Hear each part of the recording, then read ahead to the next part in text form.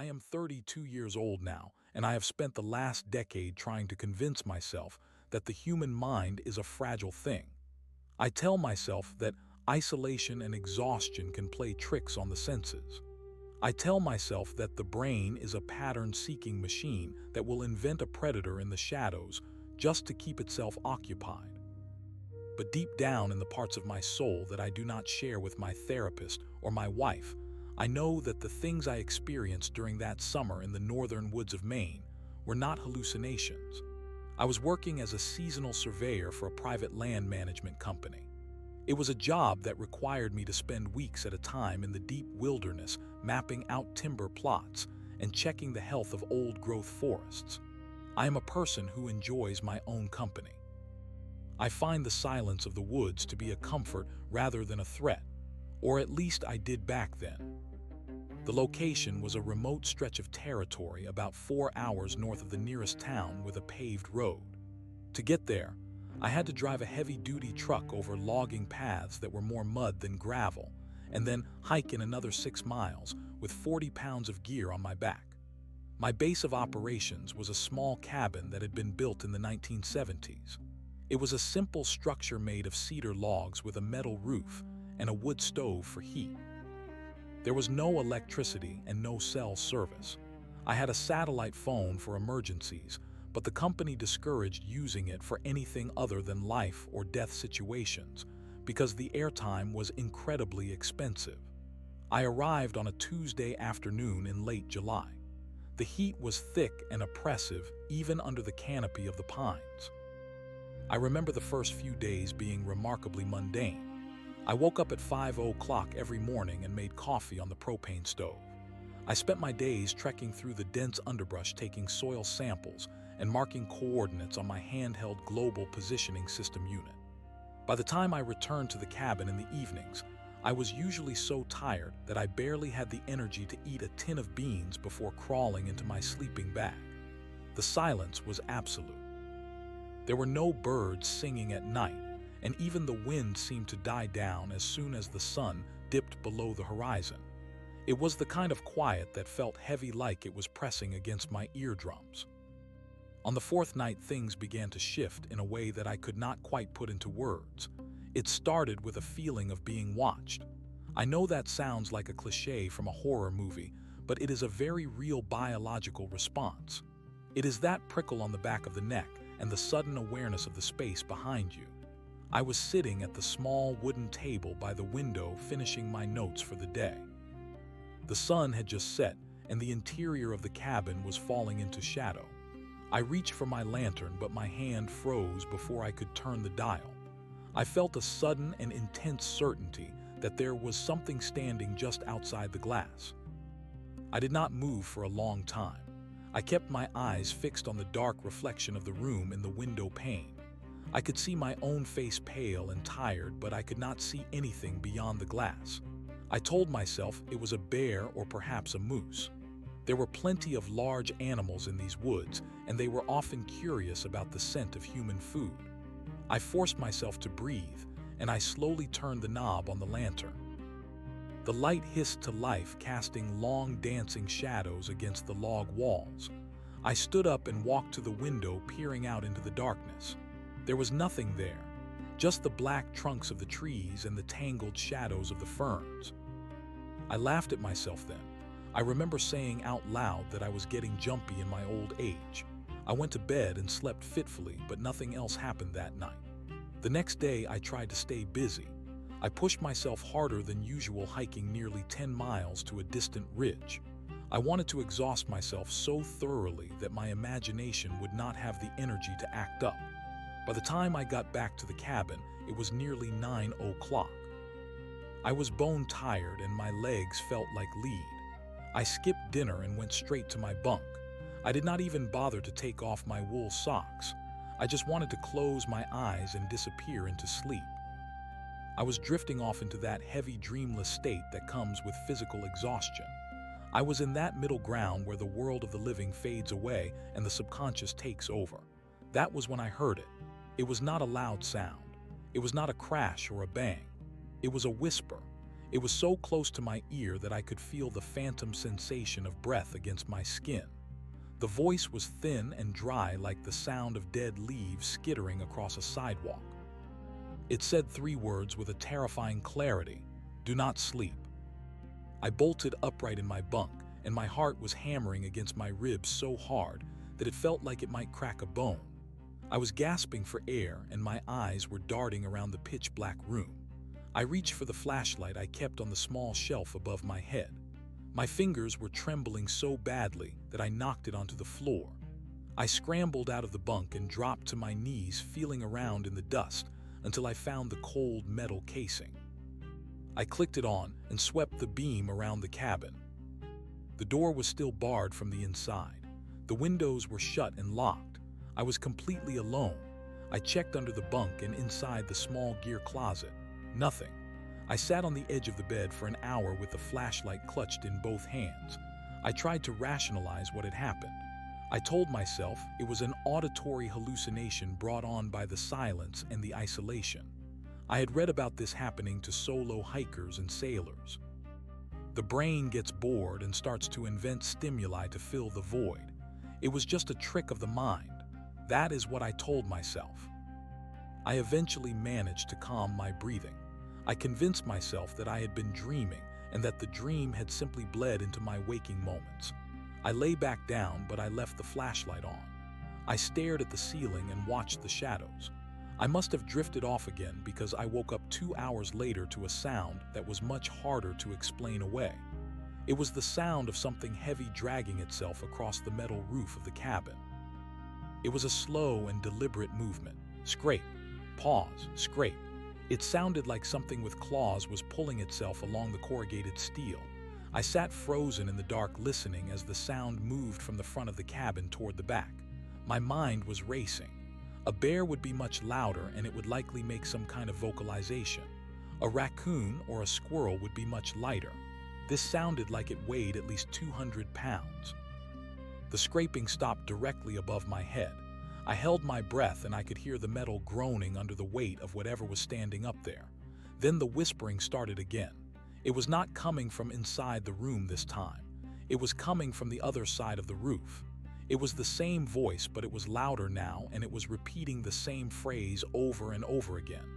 Do not sleep. Do not sleep. Do not sleep.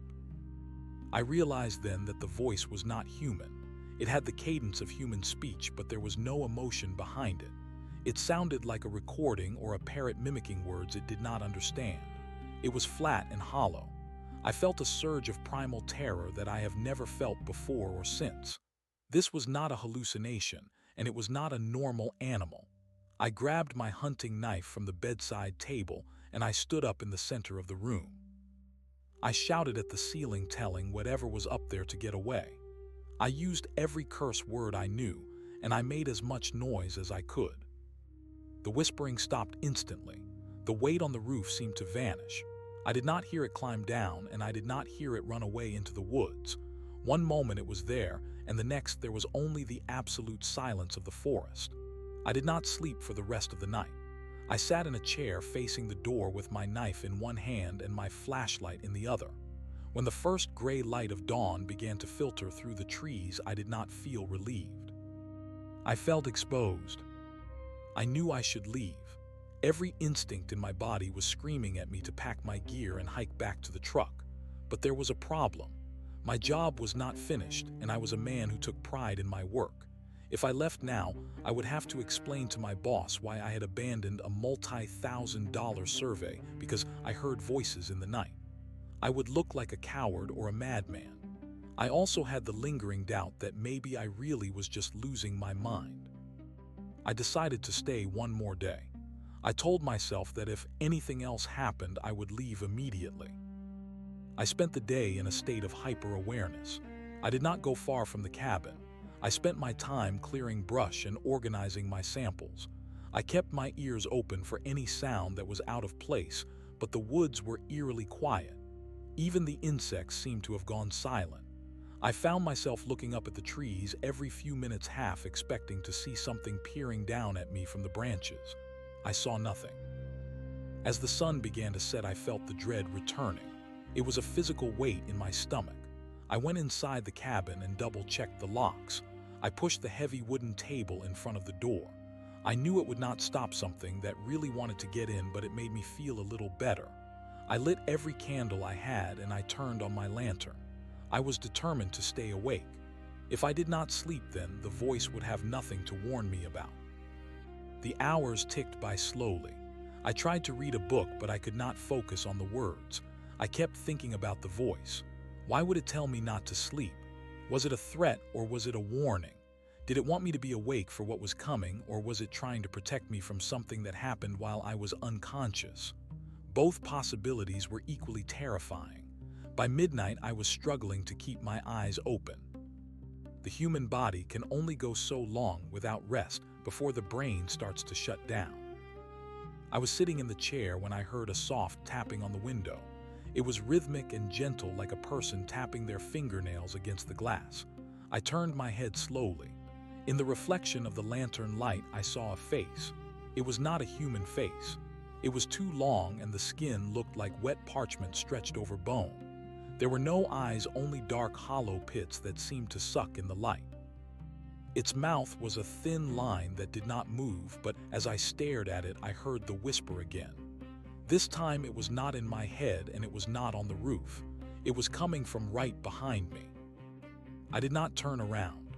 I could feel the cold air of its breath on the back of my neck. I could smell something like old copper and stagnant water. The voice was so low now that it was almost a vibration. It said that if I closed my eyes, I would never open them again. It told me that the darkness was hungry and that I was the only thing left to eat. I squeezed my eyes shut and I started to pray. I am not a religious man, but in that moment, I was desperate for any kind of protection. When I opened my eyes, the face at the window was gone. The presence behind me had vanished. I stood up and I grabbed my pack. I did not care about the survey or my job or what my boss would think. I threw my essentials into the bag and I grabbed my car keys. I pushed the table away from the door and I burst out into the night. I did not have a plan other than to run until I reached the truck. The hike back was a nightmare. The woods felt different in the dark. The trees seemed to lean toward me and the shadows felt thick like oil. I kept my flashlight beam focused on the trail ahead, but I could hear things moving in the brush on either side of me. Something was keeping pace with me. Every time I stopped, the movement stopped. Every time I ran, the movement accelerated. I did not look back. I knew that if I saw that face again, I would lose my mind completely. I reached the truck just as the sun was starting to peek over the horizon. I fumbled with the keys and I practically fell into the driver's seat. I locked the doors and I started the engine. I did not stop driving until I reached a gas station 2 hours away. I sat in the parking lot for a long time just watching the people go about their morning routines. They looked so normal and so safe. They had no idea what was lurking in the deep woods just a few hours away. I never went back to that cabin. I quit my job the next day and I moved to a city where there are always lights and people.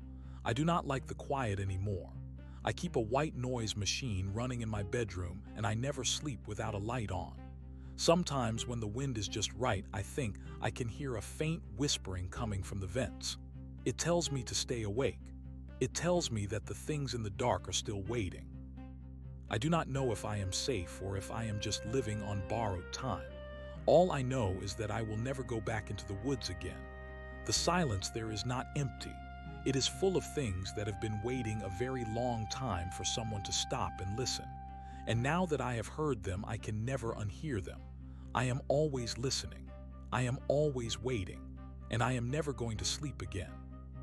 The drive back to the city felt like a descent into a different reality. Even though I had left the physical boundaries of those woods, behind the psychological weight of what I had seen remained anchored to my chest. I resigned from the land management company within 48 hours of my return. My supervisor was frustrated and demanded an explanation for why I had left thousands of dollars of equipment in a cabin that was now technically unsecured. I told him that I had suffered a nervous breakdown. It was a lie that felt uncomfortably close to the truth. I let him keep my final paycheck as compensation for the gear, and I walked out of the office without looking back. I thought that by removing myself from the environment, I could remove the memory of the voice. I was wrong. The first few weeks in my apartment were defined by a frantic need for stimulation. I bought 3 extra lamps and placed them in the corners of my bedroom so that there would be no shadows for a face to hide in. I kept the television on at all times, even when I was trying to read or eat. The white noise of the news and late-night talk shows acted as a barrier against the silence. But the human body is a biological machine that eventually demands rest. No matter how much coffee I drank, or how many times I splashed cold water on my face, I would eventually begin to drift. It was during these moments of transition between wakefulness and sleep that the terror would return. I would be sitting on my sofa, and my eyelids would grow heavy. Just as the world began to blur, I would feel that same prickle on the back of my neck. I would hear a sound that did not belong in a city apartment. It was the sound of something heavy dragging itself across the ceiling. My apartment was on the top floor. There was nothing above me but a flat tar roof and the open sky. Yet I could hear the rhythmic scrape of claws against the building. It was slow and deliberate. It moved from the kitchen toward the living room directly over my head. I spent my savings on a high-end security system with cameras that covered every entrance.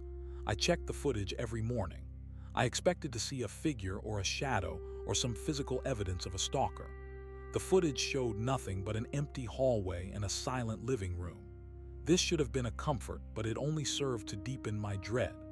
If the cameras could not see it then, it was not a physical entity that could be stopped by locks or walls. It was something that existed in the periphery of perception. I started seeing a therapist in September. I told her about the stress of the job and the isolation of the woods. I did not tell her about the face with the parchment skin or the voice that whispered in my ear. I knew that if I did, she would recommend a psychiatric ward. We talked about sensory deprivation and how the brain can create vivid hallucinations to cope with extreme loneliness. She gave me breathing exercises and a prescription for mild sedatives to help me sleep. I took the pills once. I fell into a deep and heavy slumber within 20 minutes. That night was the first time I saw the woods in my dreams. I was back in the cabin, but the door was gone. The forest had begun to grow inside the room. Thick black vines were coiling around the legs of the table, and the floor was covered in a carpet of dead, damp leaves. I was lying in the bunk and I could not move my limbs. I felt a weight on my chest that made it impossible to draw a full breath. When I looked up, I saw the thing from the roof. It was crouching in the rafters, its long limbs folded like those of a spider. It did not have eyes, but it was looking at me. It reached down with a hand that had too many joints and it touched my forehead. Its skin was cold like ice. It whispered that I had broken the rules by leaving. It said that the woods do not let go of what they have claimed. I woke up screaming and drenched in sweat. My heart was racing at a dangerous pace. When I turned on the light, I saw 3 long red scratches on my chest directly over my heart. They were shallow, but they were real. There was no way I could have done that to myself in my sleep. My fingernails were trimmed short, and the pattern of the marks did not match the reach of my own hands. I threw the sedatives into the trash, and I did not try to sleep for the next 2 days. By the time October arrived, I was a ghost of my former self. I had lost 15 pounds, and the dark circles under my eyes looked like bruises. I had taken a job at a 24-hour warehouse because it meant I could work under bright fluorescent lights and be surrounded by people. The constant hum of machinery and the shouting of workers provided a temporary shield. I felt safe as long as I was moving and as long as the sun was down. But the walk home in the early morning hours was a gauntlet of fear. Every alleyway and every darkened doorway felt like a mouth waiting to swallow me. I began to notice a pattern in the city that mirrored my experience in Maine. It started with the birds. In the park near my apartment, the pigeons and sparrows would suddenly stop chirping as I walked by. They would sit perfectly still on the branches of the trees, their heads cocked to one side as if they were listening to something I could not hear. Then there were the dogs. People walking their pets would cross the street to avoid me because their animals would begin to growl and pull at their leashes. The dogs knew. They could sense the shadow that was trailing behind me. One Tuesday evening, I was sitting in a crowded diner trying to force myself to eat a sandwich. The place was loud with the clatter of silverware and the chatter of patrons. I felt a sudden drop in temperature. The air around my booth turned frigid, and the smell of old copper and stagnant water filled my nostrils. I looked at the person sitting in the booth across from me. It was an elderly woman reading a newspaper. She did not seem to notice the change. I looked at the window and I saw it. The reflection of the diner was clear, but standing right behind my seat was the tall, pale figure. Its head was tilted at an unnatural angle, and its hollow pits were fixed on the back of my head. I bolted out of the diner without paying. I ran through the crowded sidewalk, pushing past people who looked at me with confusion and anger. I did not stop until I reached a well-lit plaza with a large fountain. I sat on the stone edge and put my head in my hands. I realized then that the distance did not matter. The miles between the northern woods and this city were an illusion. The thing was not bound by geography. It was bound to me. I had brought it back in my mind, or perhaps it had hitched a ride in my shadow.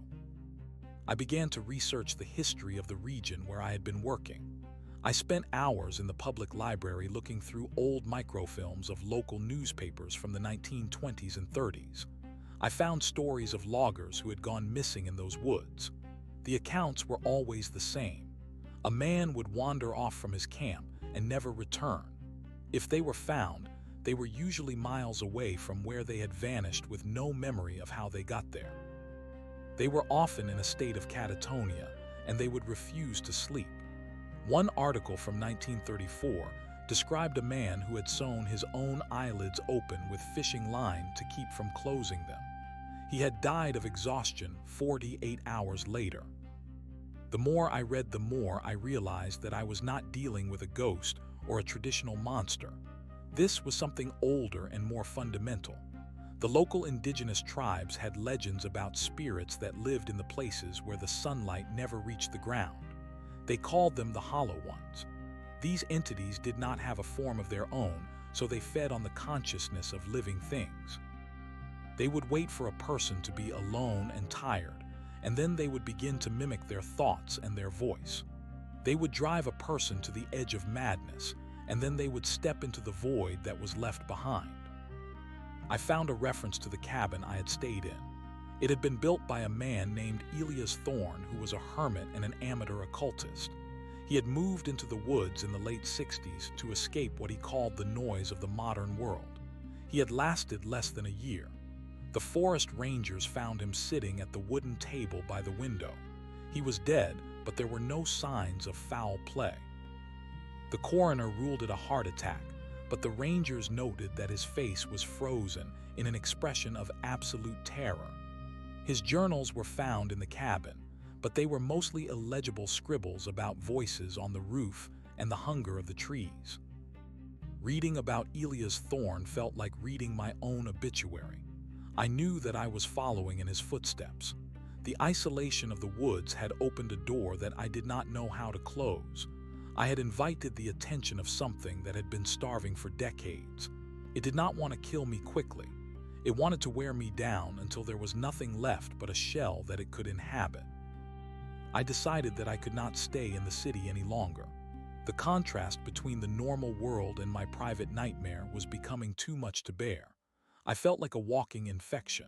I was afraid that if I stayed, I would eventually hurt someone else, or that the thing would jump from my shadow to someone I cared about. I thought about my wife, who was living in a different state. We had been separated for a year, but I still loved her. I had not called her because I did not want her to hear the fear in my voice. I did not want her to become a target. I packed a small bag with enough supplies to last a week. I bought a heavy-duty flashlight with dozens of spare batteries and a high-quality camping stove. I also bought a shotgun from a local sporting goods store. I knew that a gun might not work against something that could move through walls, but it gave me a sense of agency that I desperately needed. I was going to go back. I did not have a plan to defeat the entity, but I knew that I could not fight it here. I needed to return to the source of the infection. I needed to face the hollow one in the place where it was strongest. I drove north through the night. The further I got from the city, the more the landscape began to change. The sprawling suburbs gave way to rolling hills and then to the dense dark wall of the forest. The air grew colder and the sky turned a deep bruised purple. I found the logging path that led to the trailhead. My truck bounced over the ruts and the mud just as it had in July, but the atmosphere was different now. The vibrant green of the summer had faded into the browns and grays of late autumn. The leaves were dead, and the trees looked like skeletal fingers reaching for the clouds. I parked the truck and sat in the silence for a long minute. The engine ticked as it cooled down. I checked the shotgun and loaded it with buckshot.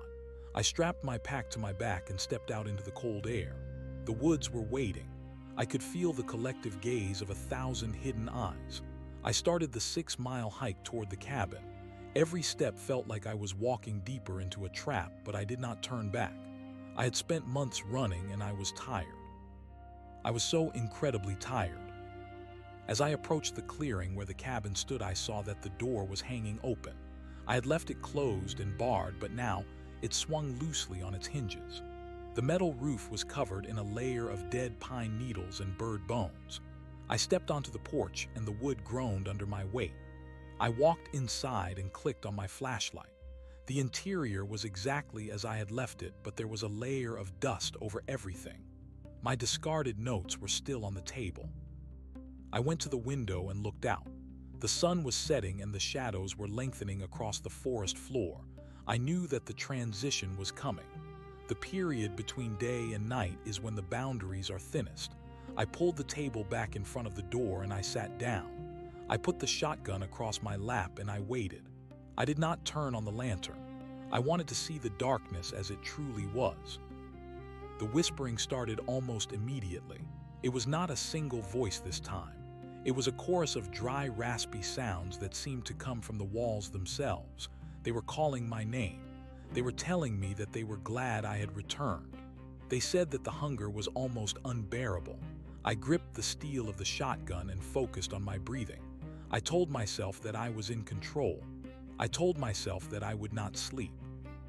But even as I said the words, I felt my eyelids beginning to droop. The exhaustion of the last few months was crashing down on me like a tidal wave. The darkness in the room began to swirl and take shape. I saw the face at the window again, but this time there were dozens of them. They were pressed against the glass, their parchment skin white against the blackness of the night. They were waiting for me to close my eyes just for a second. They were waiting for the moment I let go of the world. And in the silence of the cabin, I realized that the voice had not been a warning. It had been an invitation. The weight of the shotgun was a cold comfort against my thighs. I stared at the window where the pale faces shimmered like heat haze against the glass. The glass did not break. It did not even rattle. The entities were not trying to force their way inside because they did not have to. They were already part of the room. They were woven into the very air I breathed. I felt a sudden sharp pain in my hand, and I looked down to see that I was gripping the wooden stock of the gun so hard that a splinter had driven itself deep into my palm. I did not pull it out. The stinging pain was a tether to reality, and I needed every anchor I could find. The chorus of whispers grew louder until it was a physical vibration in my teeth. It was not just my name anymore. They were reciting my memories. They spoke of the smell of the perfume my wife used to wear and the sound of the rain on the roof of my childhood home. They were peeling back the layers of my identity like skin from a fruit. Every secret I had ever kept and every shame I had ever hidden was being broadcast back to me in that dry, rattling tone. I realized then that the hollow ones did not just feed on consciousness. They consumed the history of a person. They wanted to erase the man and leave only the shadow. I reached out and clicked on my heavy-duty flashlight. The beam cut through the gloom of the cabin, but it did not illuminate the faces at the window. Instead, the light seemed to pass right through them as if they were made of smoke. The entities did not flinch. One of them moved its mouth, and I heard a sound like dry leaves skittering across a grave. It told me that the light was a lie. It told me that the sun was just a temporary interruption of the true state of the universe. The darkness was the beginning and the end, and I was merely a guest who had overstayed his welcome in the light. I stood up and kicked the chair back. My legs felt like they were made of lead and my vision was tunneling. I knew that if I stayed sitting, I would succumb to the heaviness in my chest. I began to pace the small, confined space of the cabin. I counted my steps out loud to drown out the whispers. 1, 2, 3, 4. I turned at the edge of the kitchen counter and walked back toward the door. 5, 6, 7, 8. I did not stop.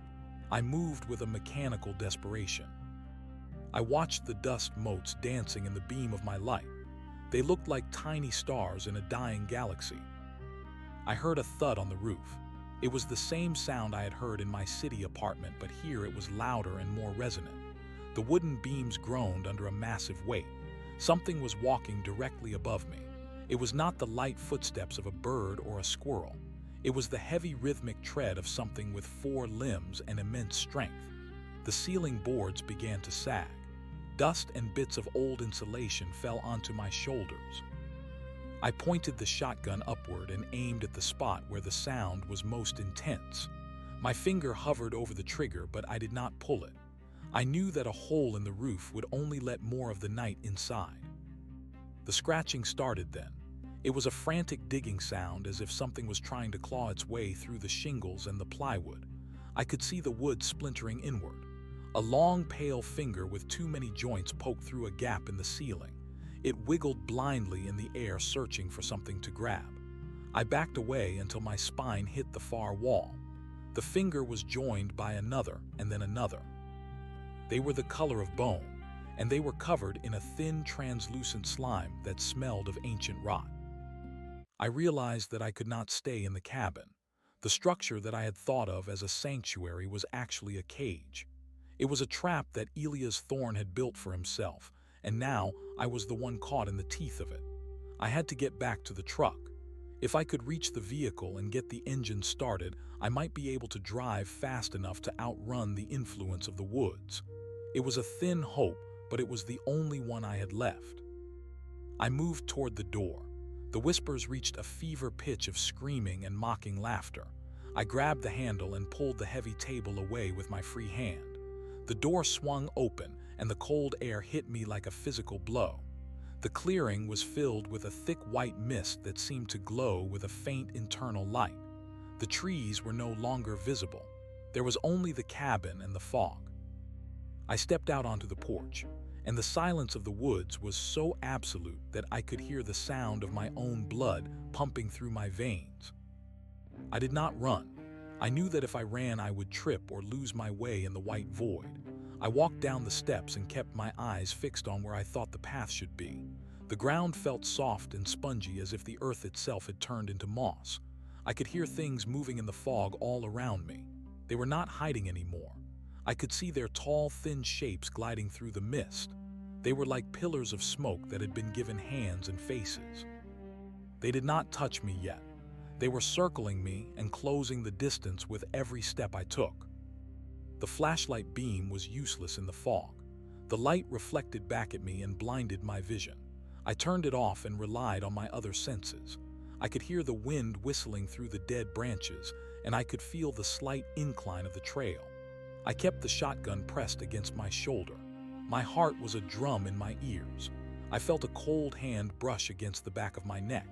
I spun around and swung the barrel of the gun through the air, but there was nothing there. Just the swirling white mist and the smell of copper. I walked for what felt like hours. The 6-mile hike should have taken me 2 hours at most, but the landscape was shifting. I found myself passing the same twisted oak tree 3 different times. I knew that the hollow ones were playing with my perception of space. They were folding the woods in on themselves so that I was walking in a circle. I stopped and leaned against a boulder. I was gasping for air, and my chest felt like it was being crushed by invisible bands of iron. I looked up and saw that the fog was beginning to thin, but it was not the morning sun that was clearing it. It was a different kind of light. A pale, sickly green glow was emanating from the ground itself. I saw that I was not on the trail anymore. I was in a part of the forest I had never seen before. The trees here were different. They were massive and gnarled with bark that looked like human skin. Their roots were not buried in the earth, but were coiled across the surface like sleeping serpents. In the center of this grove was a deep circular pit. The whispering stopped. The silence that followed was even more terrifying. I walked toward the edge of the pit and looked down. It was a hole that seemed to go down forever. There was no bottom, only a swirling vortex of shadows. I saw movement deep within the darkness. Thousands of pale faces were looking up at me. They were all identical to the one I had seen at the cabin window. They were the faces of the lost loggers and the missing hikers and Elias Thorne himself. They were not dead. They were part of the hunger now. One of the shapes rose from the pit and drifted toward me. It was taller than the others, and its limbs were draped in tattered rags that looked like old maps. It did not have a mouth, but I could hear its voice inside my skull. It told me that the search was over. It told me that I had been chosen to be the new keeper of the silence.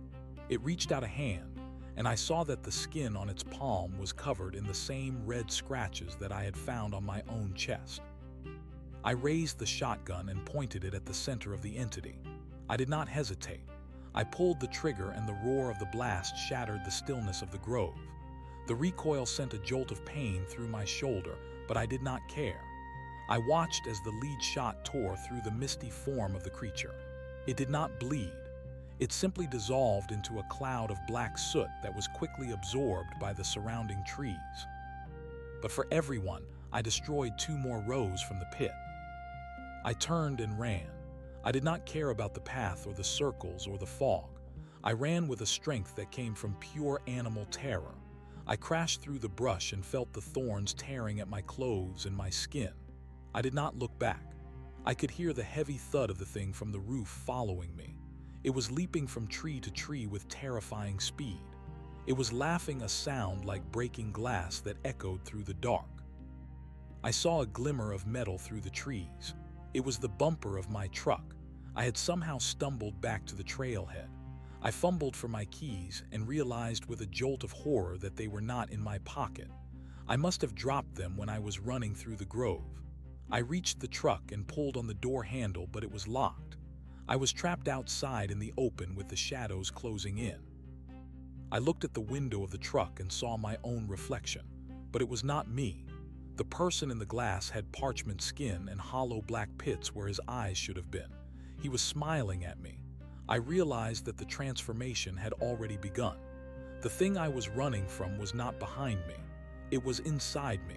It had been eating my soul since the moment I first stepped into that cabin in July. I turned around and leaned my back against the truck. I held the shotgun tight and watched the edge of the woods. The tall, pale figures were standing at the tree line. They were not moving. They were just watching and waiting. They knew that I had nowhere else to go. They knew that the sun would not rise for a very long time. I looked up at the stars, and they seemed to be blinking out one by one, as if a giant hand was snuffing out the candles of the universe. I felt a sudden warmth in my pocket. I reached in, and my fingers brushed against a small, cold object. It was the brass key to the cabin. I did not remember taking it, but there it was. I held it up, and the metal seemed to pulse with a faint light. I realized that the key was not just for a door. It was a link. It was the only thing that still connected me to the physical world. If I destroyed it, I might be able to break the cycle. But if I kept it, I would be bound to this place forever. The thing from the roof dropped from a branch and landed 10 feet away from me. It was crouched low to the ground, and its long neck was extended. It looked at the key in my hand and let out a low hiss. It was afraid. For the first time, I saw fear in the eyes of the hollow ones. They did not want the link to be broken. They wanted the door to remain open. I looked at the shotgun and then at the key. I knew what I had to do. I placed the brass key on the bumper of the truck and aimed the barrel of the gun at it. The creatures let out a collective wail that shook the ground beneath my feet. They rushed forward, a wave of pale flesh and shadows. I did not blink. I did not breathe. I pulled the trigger for the second time. The explosion was deafening. The brass key shattered into 1,000 tiny fragments that glowed like embers. A shockwave of energy threw me backward and I hit the ground hard. Everything went black. I felt myself falling into a deep and bottomless well. The voices were screaming and then they were fading. The cold was replaced by a sudden searing heat. I felt the weight on my chest lift, and for the first time in months I took a full deep breath. When I opened my eyes, I was lying in the dirt next to my truck. The sun was high in the sky, and the woods were filled with the sound of birds and the rustle of leaves in the wind. The fog was gone. The shadows were just shadows.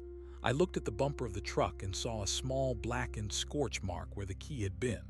There was no sign of the creatures or the grove or the pit. I crawled into the driver's seat and found my truck keys sitting on the dashboard. I did not question how they got there. I started the engine and drove away from the trailhead. I did not look in the rearview mirror. I drove until the trees gave way to fields and the fields gave way to the outskirts of a small town. I stopped at a diner and ordered a cup of black coffee. I sat by the window and watched the people. They looked normal. They looked safe. I still do not sleep well. I still keep the lights on and the white noise machine running. I know that I am not entirely whole. A part of me stayed in those woods and a part of the darkness came back with me. I can feel it sometimes in the back of my mind, a cold spot that never warms up, but I am alive. I am breathing. And I know that as long as I do not go back, I am safe. The woods are still there and the hollow ones are still waiting. They are patient. They have all the time in the world, but they do not have me, not yet. I sold the truck a week later. I did not want anything that had been near that forest. I moved again, this time to a coastal city where the air smells of salt and the horizon is always open. I spend my days on the beach watching the waves. The ocean is deep and dark, but it is not the same as the woods. The water is constant and restless, and it does not whisper. It only roars. And in that roar I find a kind of peace that I never thought I would feel again. I am still listening. I am still waiting, but I am no longer afraid of the silence. I have heard the worst it has to offer, and I am still here. I am the one who walked out. I am the one who remembered how to breathe. The peace of the ocean was a brittle mask that shattered the moment the first letter arrived. It was a plain white envelope with no return address and no postmark. I found it tucked beneath my door on a Tuesday morning when the fog from the Atlantic was so thick it reminded me of the white void in the mountains. I did not want to open it. My hands shook as I tore the paper. Inside was a single photograph of the cabin. It was not the cabin as I had left it. The windows were gone and the door was hanging by a single hinge. In the center of the dark doorway stood a figure that was too tall and too thin to be human. It was holding a shotgun.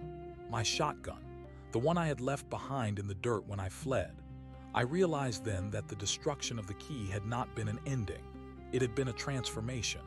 I had not broken the cycle. I had merely shifted the location of the gate. I spent the next 3 days sitting in my apartment with the curtains drawn and every light in the house burning. The salt air no longer felt clean. It felt heavy and suffocating, like the smell of damp earth and rotting pine needles. I began to hear the scratching again. It did not come from the walls this time. It came from the floorboards beneath my feet. It was a rhythmic digging sound, as if something was trying to claw its way up from the foundation of the building. I knew that the hollow ones were not restricted by distance or geography. They were bound to the person, and I had carried them across the country in the marrow of my bones. On the fourth night, the power went out. The silence that followed was so heavy that it felt like a physical weight pressing against my eardrums. I reached for my flashlight, but the batteries were dead. I reached for the spare batteries in the drawer, but they were gone. Everything I had used to keep the darkness at bay was being systematically removed. I sat in the center of the room and listened to the sound of the ocean. The roar of the waves had changed. It was no longer a mindless sound of nature. It was a chorus of voices. They were calling my name again. They were telling me that the debt had not been paid in full. They said that the fragments of the key were still glowing in the dark, and that as long as one piece remained, I was still the keeper. I left the apartment at midnight. I did not take any luggage. I did not take any money. I walked down to the beach and stood at the edge of the water. The tide was coming in and the cold foam swirled around my ankles. I looked out at the horizon where the black sky met the Black Sea. I saw them there. Hundreds of pale faces were bobbing in the waves like white buoys. They were drifting toward the shore with a slow and inevitable momentum. They were not swimming. They were simply being carried by the current of a hunger that spanned the entire world. I realized that I could not run anymore. There was no city far enough and no ocean wide enough to hide from a shadow that lived inside my own head. I had to find the source. I had to go back to the beginning. I walked back to the road and began to hitchhike. I did not care who picked me up. I did not care where they were going. I only knew that I had to move toward the mountains. Every mile I traveled away from the coast made the air feel thinner and colder. The people who gave me rides did not speak to me. They looked at me with eyes that were full of a strange pity. They saw the parchment skin and the hollow pits in my face, even if I could not see them in the mirror yet. The journey took 6 days. I did not eat and I did not sleep. The exhaustion had passed the point of pain and had become a state of heightened awareness. I could see the threads of the world now. I could see how the trees were connected to the earth by veins of shadow. I could see how the wind was not just moving air but the breath of things that had no lungs.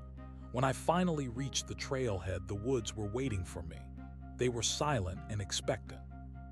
The trees seemed to lean toward me as I stepped onto the path. The moss was soft under my boots, and the smell of copper was so strong it made my eyes water. I walked the 6 miles without stopping. I did not need a flashlight. The path was illuminated by a faint green glow that rose from the roots of the trees. I reached the cabin as the sun was beginning to set. The transition was coming. The period between day and night is when the boundaries are thinnest. I did not pull the table in front of the door this time. I walked inside and sat on the floor in the center of the room. The cabin was empty of furniture, but it was full of presents. The walls were covered in thousands of tiny red scratches. They were not random marks. They were a language. They were a history of every soul that had ever been consumed in this place. The whispering started before the sun had even disappeared.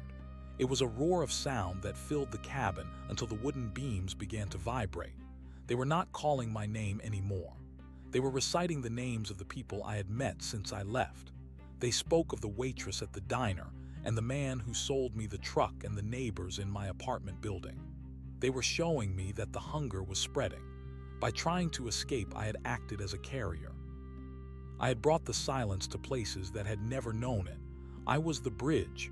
I was the infection. I looked at my hands and saw that the skin was turning the color of old bone. The splinter that had driven itself into my palm months ago was still there, but it had grown. It was now a long thorn that was fused to the bone.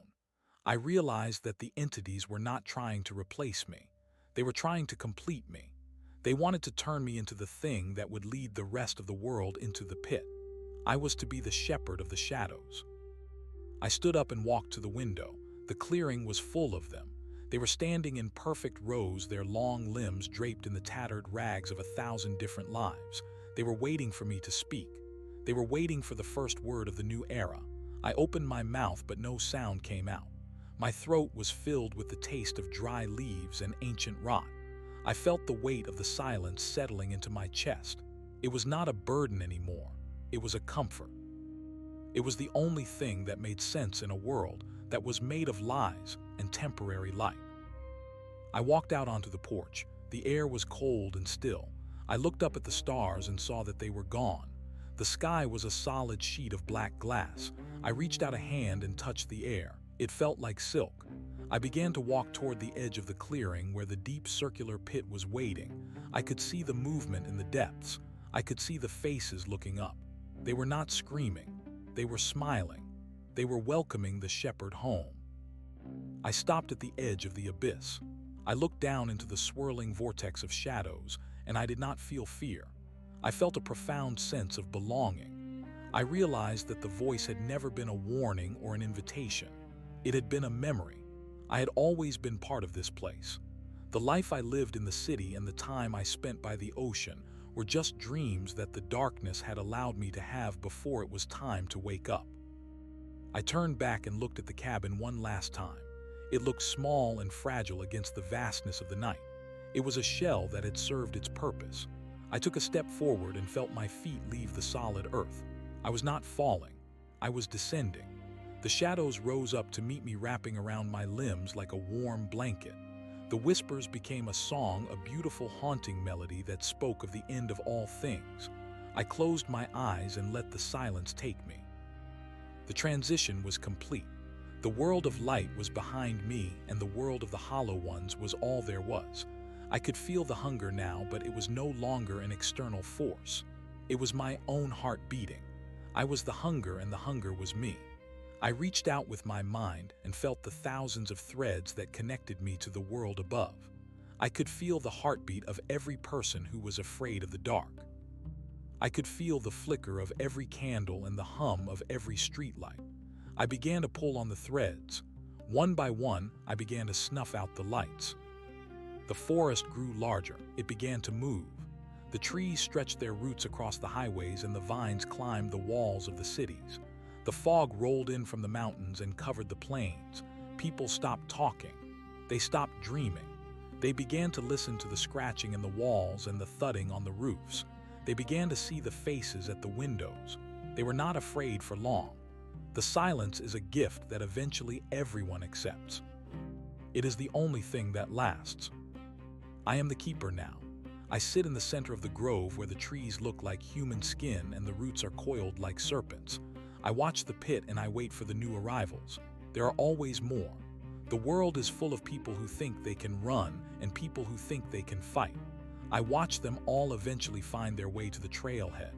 I watch them walk the 6 miles and enter the cabin. I hear their screams and then I hear their whispers. I record their names in the scratches on the walls. The sun has not risen in a very long time. The stars have been forgotten. There is only the pale green glow of the earth and the infinite depth of the shadows. I am no longer a man who remembers how to breathe.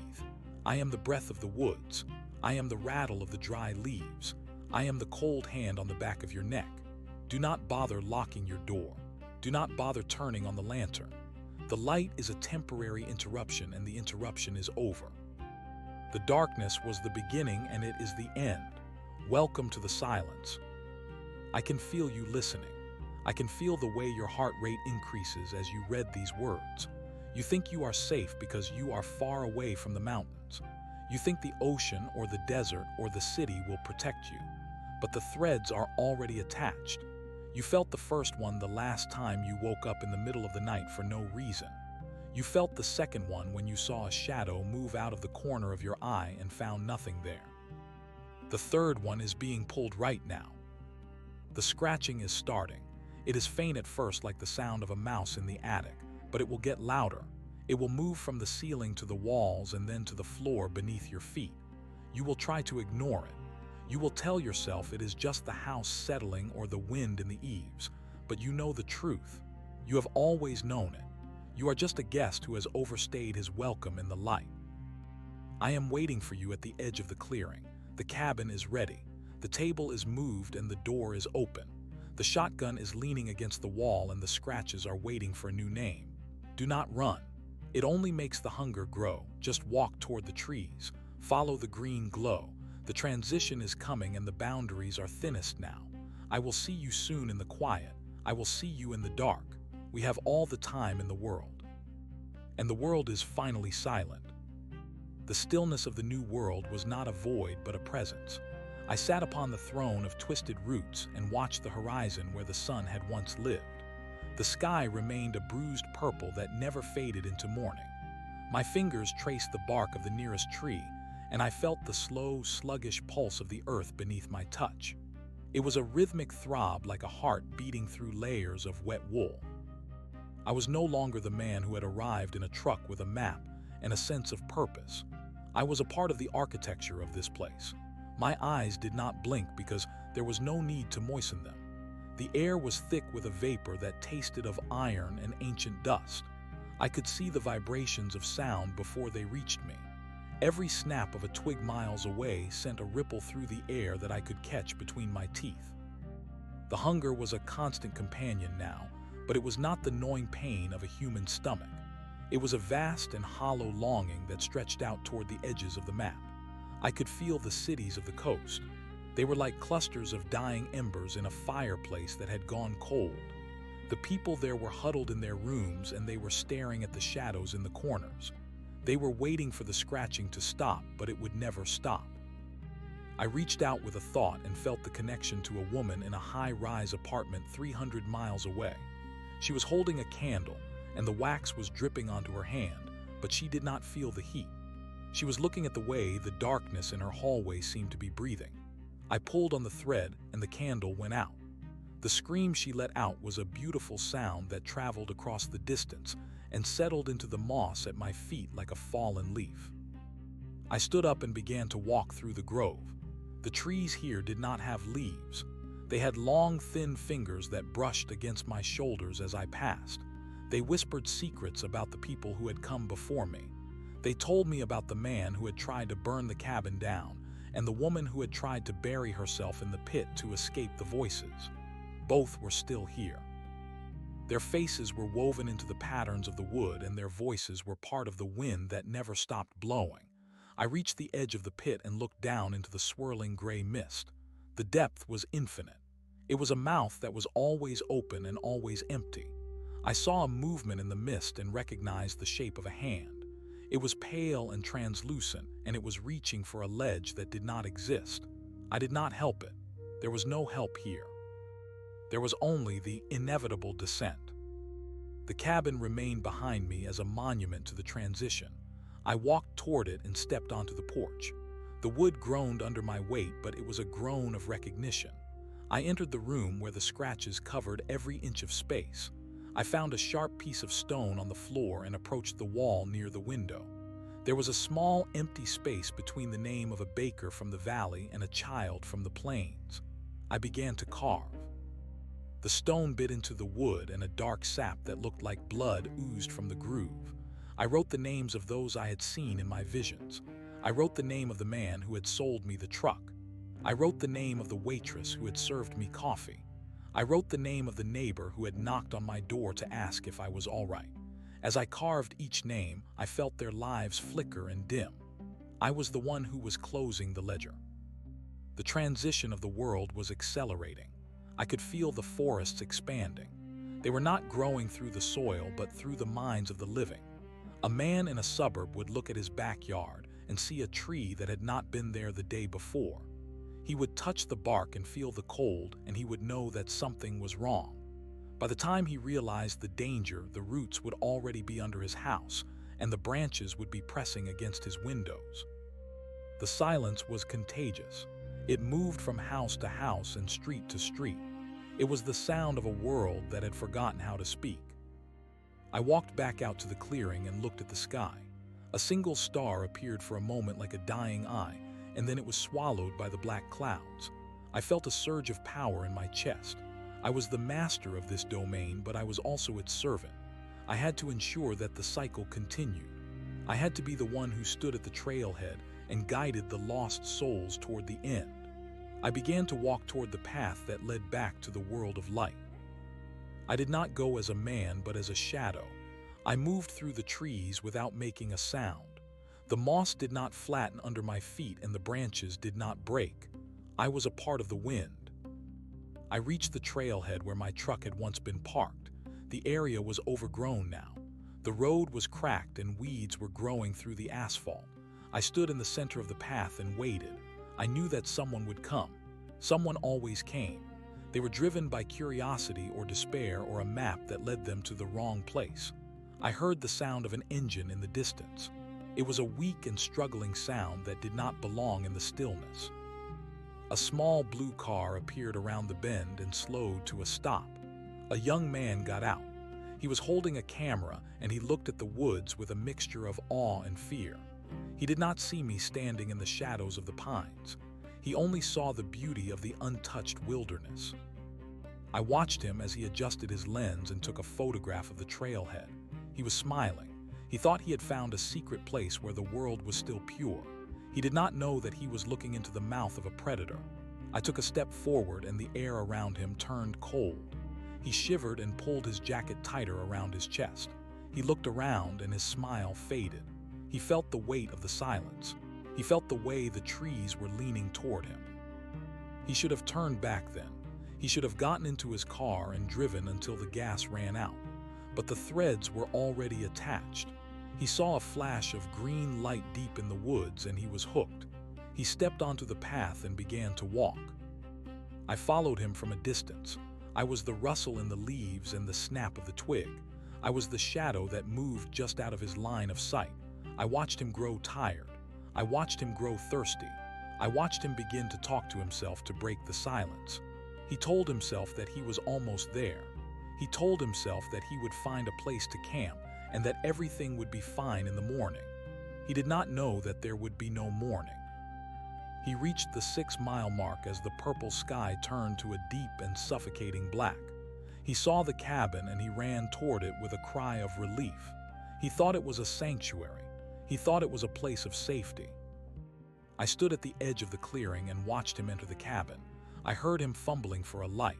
I heard him cry out when he saw the scratches on the walls. He tried to leave, but the door would not open. He threw his weight against the wood, but it was like hitting a mountain. He began to scream. It was a loud and jagged sound that tore through the stillness of the grove. I listened to it until it began to fade into a whimper. I walked up the steps and stood outside the door. I did not need to speak. My presence was enough. The screaming stopped.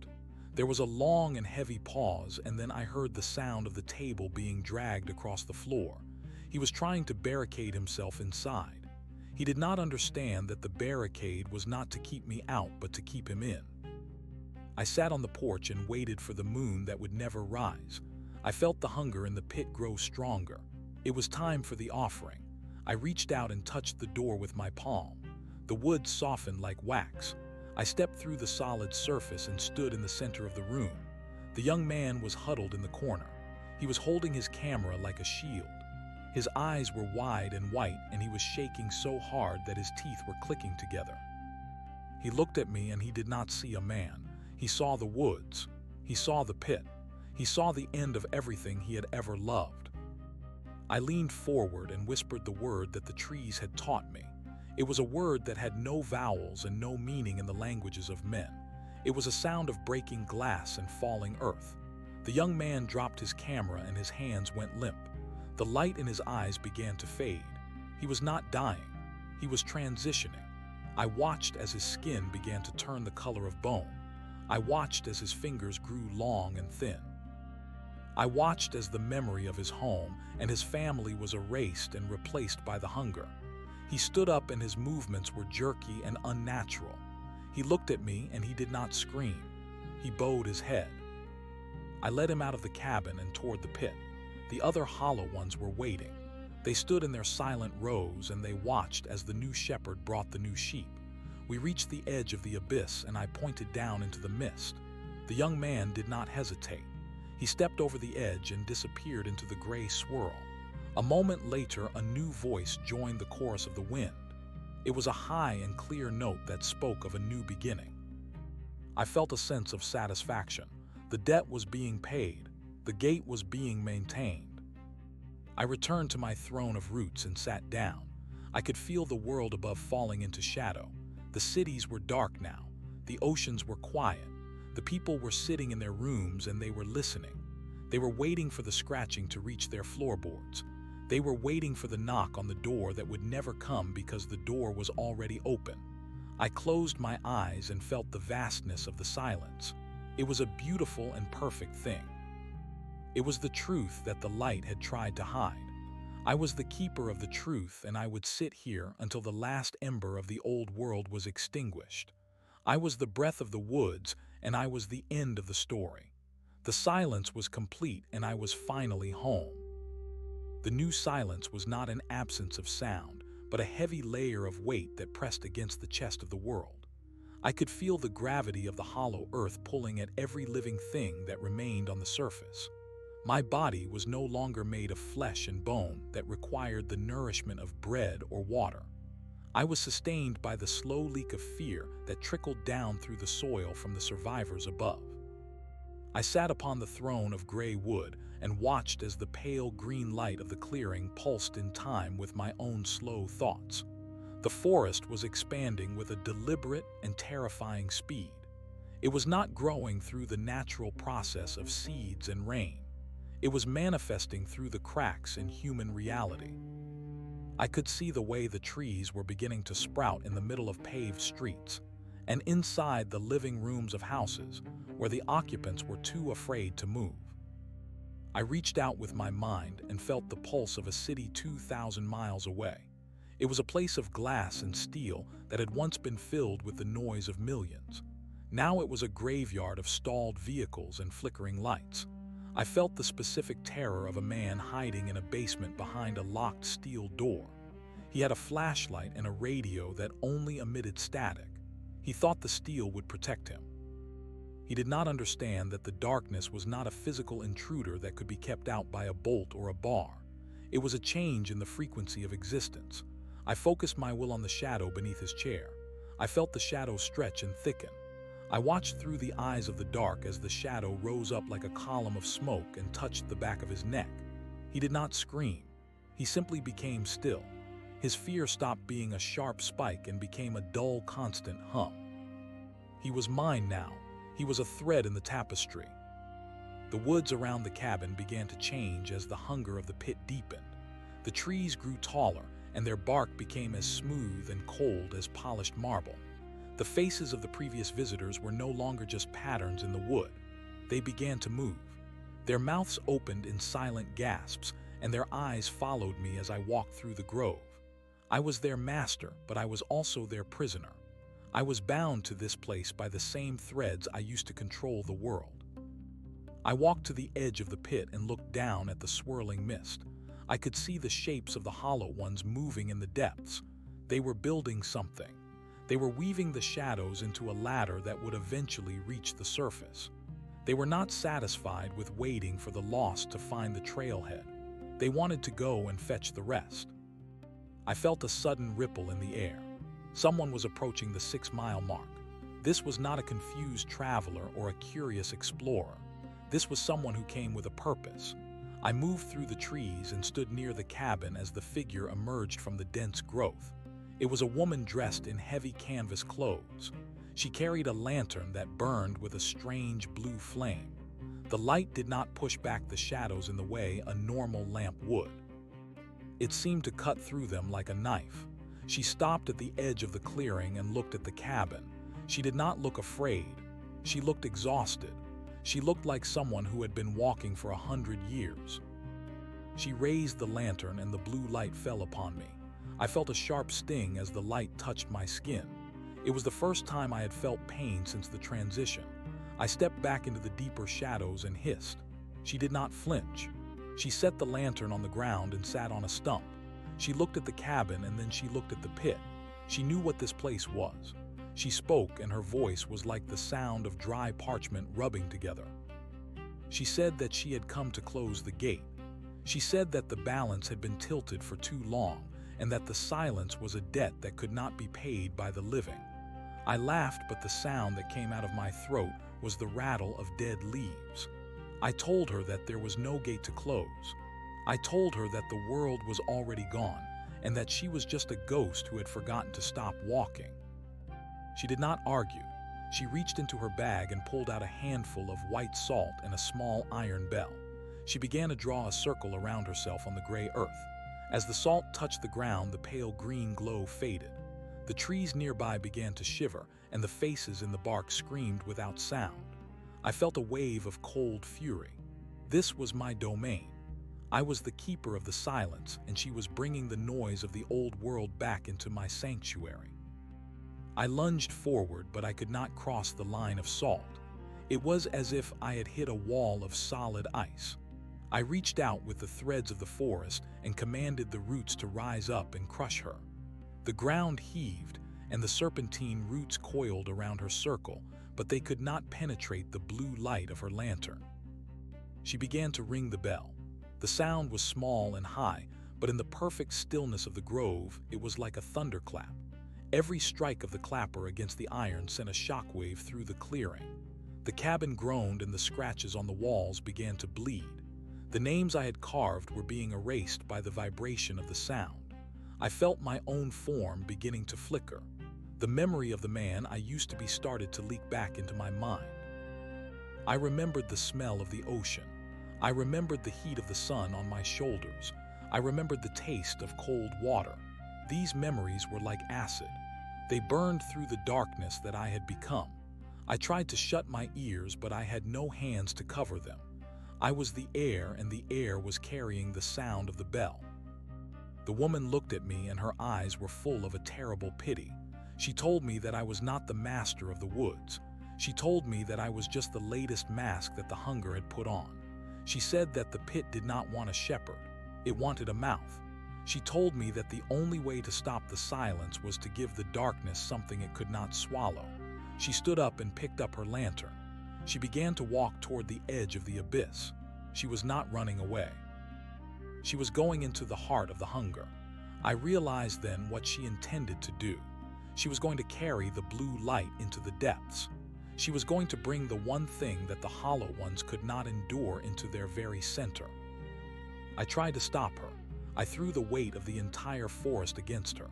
The trees fell across her path and the vines tripped her feet. The fog became so thick that she should not have been able to see her own hand, but the blue light burned through it all. She reached the edge of the pit and looked down into the swirling vortex of shadows. She turned back to me one last time and told me that the memory of the light is the only thing that survives the dark. She stepped off the ledge. I watched as the blue flame descended into the gray mist. For a long moment there was nothing but the sound of the bell ringing as she fell. Then there was a flash of brilliance that turned the entire clearing into a blinding white void. The scream that came from the pit was not human. It was the sound of the earth itself cracking open. The shadows did not just retreat, they dissolved. I felt the threads that connected me to the world above snap one by one. The man in the basement felt the shadow vanish and he began to breathe again. The woman in the high rise saw her candle flicker back to life. The trees in the suburbs withered and turned to ash in a single second. I felt myself being pulled toward the cabin. The transition was reversing. The gray wood became brown and splintered. The pale green glow was replaced by the harsh and honest light of a rising sun. I fell to my knees on the porch and felt the rough grain of the wood against my palms. I was a man again. I was a man who remembered how to breathe and how to feel the cold. The forest was still there, but it was just a forest. The trees were just oaks and pines. The moss was just moss. The pit was gone. In its place was a shallow depression in the earth filled with stagnant water and dead leaves. There were no faces in the bark. There was no scratching in the walls. I stood up and looked at my hands. They were shaking. I looked at the wall where I had carved the names. The wood was smooth and unmarked. The ledger had been wiped clean. The woman and her blue lantern were gone, and there was no sign that she had ever been there, except for a small iron bell lying in the dirt at the edge of the clearing. I walked down the steps of the cabin and picked up the bell. It was cold and heavy. I put it in my pocket and began to walk toward the trailhead. I did not look back. I did not want to see if the shadows were still hiding under the porch. I did not want to know if the hunger was truly gone or if it was just waiting for the next shepherd to arrive. I walked the 6 miles in the early morning light. The birds were singing and the wind was fresh. It was a beautiful day, but I could not enjoy it. I knew that the silence was still out there. It was waiting at the edges of the world. It was hiding in the moments between heartbeats. The light was back, but it felt fragile. It felt like a thin sheet of glass that could be shattered by a single whisper. I reached the trailhead and found my truck. It was covered in rust and the tires were flat. It looked like it had been sitting there for 50 years. I sat on the bumper and watched the sun climb higher into the sky. I was alive and I was free, but I was not the same. I carried the silence inside me now. I knew the secrets of the grove and the language of the trees. I knew that the darkness was the beginning and the end. I reached into my pocket and touched the iron bell. It was a reminder that the light requires a sacrifice. It was a reminder that someone has to stand at the edge of the clearing and ring the bell against the night. I got up and began to walk down the road toward the nearest town. I did not have a map and I did not have a plan. I only knew that I had to keep moving. I had to stay ahead of the scratching. I had to make sure that the world stayed loud for as long as possible. The transition was over for now, but the shadows are patient. They have all the time in the world, and the world is never truly silent. The road stretched out before me like a ribbon of gray ash. I walked with a steady rhythm because I knew that stopping would allow the stillness to catch up. My boots made a heavy sound against the pavement, and I took comfort in the noise. Every step was a declaration of existence. I passed a rusted sign that said 20 miles to the next town. The metal was pitted and the letters were faded, but it was a sign of a world that functioned on distance and time. I kept the iron bell in my hand. I felt its weight and its cold surface. It was the only solid thing left from the nightmare in the woods. The sun was high now, and it should have felt warm, but my skin remained cool. The transition had left a mark on my soul that the sun could not reach. I looked at the trees lining the highway. They were ordinary maples and oaks, but I could not help but see the way their branches reached out like fingers. I could not help but wonder if they were listening to the vibration of my footsteps. I had been walking for 3 hours when I saw the first car. It was an old sedan parked on the shoulder of the road. The driver's side door was open and a map was fluttering in the breeze on the dashboard. I approached it slowly. My heart was a drum in my chest. I called out a greeting, but the only answer was the rustle of dry grass. I looked inside the vehicle. There was a half-eaten sandwich on the passenger seat and a pair of sunglasses sitting on the console. Everything looked normal except for the person. There was no one there. I leaned in and felt the seat. It was still warm. The driver had vanished within the last few minutes. I looked at the ground near the open door and saw the faint impression of a footstep in the dust. It did not lead toward the woods. It simply stopped. It was as if the person had been lifted straight up into the air or had dissolved into the light. I felt a surge of panic. The woman with the lantern had pushed back the darkness in the clearing, but the world was still wounded. The silence was not gone. It was just changing its tactics. I reached into my pocket and pulled out the iron bell. I rang it once. The sound was sharp and clear. It cut through the hum of the insects and the whistling of the wind. For a moment, the world seemed to snap back into focus. The colors of the trees became more vivid and the air felt thicker. I heard a small cry from the ditch on the other side of the road. I ran toward the sound. A young woman was huddled in the tall grass. She was clutching her head and sobbing.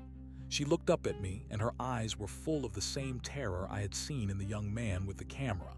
She asked me where the music went.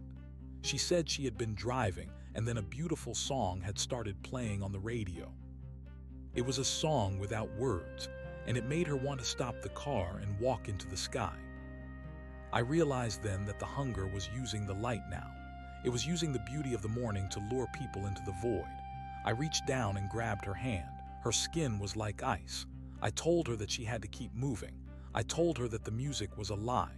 She looked at me with confusion, and then she saw the bell. She reached out to touch it, but I pulled it away. This was not a toy. It was a weapon and a shield. I helped her stand up and led her back to her car. I told her to get inside and lock the doors. I told her to drive as fast as she could and not to listen to the radio. She asked me who I was. I told her I was just a man who had been in the woods too long. She did not ask any more questions. She started the engine and sped away. I watched her tail lights disappear over the hill. I was alone again, but I felt a small sense of purpose. I was the keeper of the bell. I continued my journey toward the town. The silence tried to settle over me several times. It would start as a ringing in my ears or a sudden feeling of heaviness in my limbs. Every time I felt it, I would ring the bell. The iron note acted like a pulse that cleared the air. I saw more abandoned cars as I walked. Some were crashed into trees, and others were simply left idling in the middle of the lanes. The world was becoming a graveyard of machines. I reached the outskirts of the town as the sun began to set. The sky was a bruised purple color that reminded me of the sky over the cabin. I felt a chill of dread. The night was when the shadows were strongest. I needed to find a place with thick walls and no windows. I needed to find people who were still awake. The town was called Oakhaven. It was a small cluster of brick buildings and wooden houses. It looked peaceful in the twilight, but I knew better. I walked down the main street and saw that the streetlights were not coming on. The power was out. I saw shadows moving behind the curtains of the houses. People were hiding. They were waiting for the scratching to start. I found a diner with a sign that said open. I pushed the door open and a small bell chimed above the entrance. The sound was pathetic compared to my iron bell, but it was a human sound. There were 4 people inside. They were sitting at a booth in the back. An old man, a woman, and 2 small children. They were huddled together and they were not eating. They were just staring at the door. I walked toward them and the old man stood up. He was holding a kitchen knife. He told me to stay back. He asked me if I was one of them. I told him I was a traveler and that I was looking for shelter. I showed him my hands to prove I was not carrying a weapon. He looked at my face and his grip on the knife loosened. He said I had the eyes of someone who had seen the pit. He invited me to sit down. The woman was his daughter and the children were his grandchildren. They had been in the diner for 2 days. They said the phones went dead first, and then the lights started acting strange. They said they saw people walking into the river and not coming back out. They said the silence was getting louder every hour. I sat with them and told them what I knew. I did not tell them everything. I did not tell them about the throne of roots or the hollow ones. I just told them that there was a force in the woods that wanted to turn the world into a quiet place. I told them that the only way to fight it was to make noise and to remember who they were. I pulled the iron bell from my pocket and set it on the table. The old man looked at it with reverence. He said his grandfather used to talk about a bell that could wake the dead. I told him this bell was for the living. We sat in the dark diner and talked. We talked about trivial things. We talked about the weather and baseball and the taste of apple pie. We were weaving a net of words to keep the shadows at bay. As the night deepened, the scratching began. It started on the roof of the diner. It was a slow and rhythmic sound like a giant fingernail dragging across the shingles. The children began to cry. The woman pulled them closer to her chest. I stood up and walked to the center of the room. I could feel the presence outside. It was cold and vast, and it was hungry. It wanted the 4 people in the booth. It wanted to add their voices to the chorus of the wind. I felt the threads of the forest trying to reach through the walls. The air in the diner began to turn gray. The smell of damp earth and rot filled the room. I raised the iron bell and held it high. I did not ring it immediately. I waited until I saw the first shadow slip under the door. It was a thin and wavering thing that looked like a snake made of smoke. I waited until the scratching on the roof became a pounding. I waited until the old man dropped his knife and started to stare into the darkness with empty eyes. Then I struck the bell. I struck it with all my strength. The sound was like an explosion. It shattered the windows of the diner and sent a shockwave through the street. The shadow under the door vanished. The pounding on the roof stopped. The gray mist in the room dissolved into nothing. The old man blinked and shook his head. He looked at me and his eyes were clear again. I rang the bell again and again. I walked to the broken window and shouted into the night. I told the darkness that it could not have this town. I told the silence that it was a lie. I heard other sounds in the distance. I heard a car horn blaring. I heard someone screaming a name. I heard the sound of a hammer hitting a nail. The town was waking up. The people were fighting back. They were making noise. I stayed in the diner until the sun rose. The old man and his family were safe. They thanked me and asked me to stay, but I knew I could not. I was the shepherd of the bell, and there were other towns. There were other people hiding in basements and behind locked doors. I walked out of the diner and into the cool morning air. The street was littered with glass and debris, but the light felt honest. I looked at the iron bell in my hand. It was cracked now. The force of the night had taken its toll on the metal. I knew it would not last forever. I knew that eventually the bell would break and the silence would win. But that was not today. Today the world was loud and messy and alive. I began to walk down the road toward the next town. I felt the weight of the silence trailing behind me like a shadow, but I did not look back. I had a task to perform. I had a debt to pay to the woman with the blue lantern. I would keep ringing the bell until the last note faded into the wind. I would be the noise in the dark. I would be the end of the silence. The road went on and I followed it. My footsteps were a steady beat against the earth, and the sun was a bright promise in the sky. I was a man again, and that was enough. I walked until the town of Oakhaven was just a memory, and the horizon was wide and open. The story was not over, but it was mine to tell. I was the voice that would not be hushed. I was the sound of the world refusing to go quiet. The road continued to unravel beneath my feet as the morning turned into a scorching afternoon. The heat rose from the asphalt in shimmering waves that distorted the horizon. I walked past a sign that indicated the border of a neighboring county. The wood was scorched as if a fire had swept through the area, but the grass around it was untouched. I noticed that the birds were no longer singing. The silence was beginning to creep back from the edges of the fields. It was a heavy sort of quiet that felt like a physical weight pressing against my eardrums. I reached for the iron bell in my pocket and felt the jagged crack that ran along its side. The metal was cold despite the sun. I knew I had to be careful with how often I used it. If the bell shattered before I reached a place of true safety, I would be defenseless against the stillness. I saw a farmhouse standing alone in a sea of yellowing corn. The house was white with a wrap-around porch, but the windows were boarded up with thick planks of oak. There were symbols painted on the wood in dark red pigment. They looked like eyes and jagged lines that pulsed with a faint energy. I approached the gate and heard the sound of a dog barking from somewhere inside the barn. It was a frantic sound full of panic. I stopped at the edge of the driveway and called out. I asked if anyone was there. There was no verbal response, but the front door creaked open a few inches. A barrel of a shotgun poked through the gap. A voice that sounded like grinding stones told me to keep moving. The voice said that there was no room for more mouths and no time for more stories. I told the man behind the door that I was not looking for food. I told him I had a way to keep the shadows back. I held up the iron bell so it caught the light. The shotgun barrel lowered slightly. The man asked where I had found such a thing.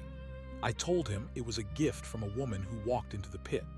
There was a long silence while the man processed my words. Finally, the door opened wider and he gestured for me to come inside. He was a tall man with a beard that reached his chest and skin that looked like cured leather.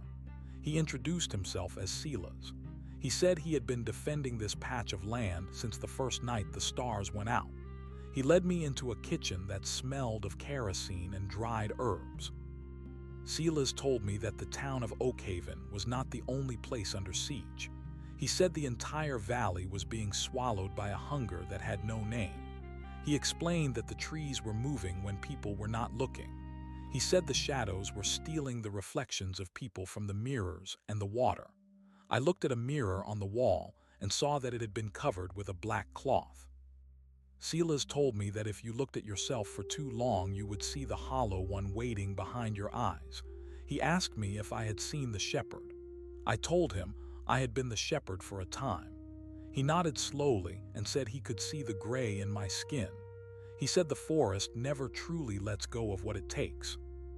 We sat at a wooden table and Silas shared a tin of peaches with me. The syrup was sweet and cloying, but it felt like life. He told me that there was a radio tower on the highest peak of the ridge. He believed that if someone could broadcast a sound loud enough, it might wake the world up for good. He said the silence was like a blanket that needed to be torn. I asked him why he had not gone himself. He pointed to his leg, which was wrapped in blood-stained bandages. He said the vines had caught him 3 days ago while he was checking the perimeter.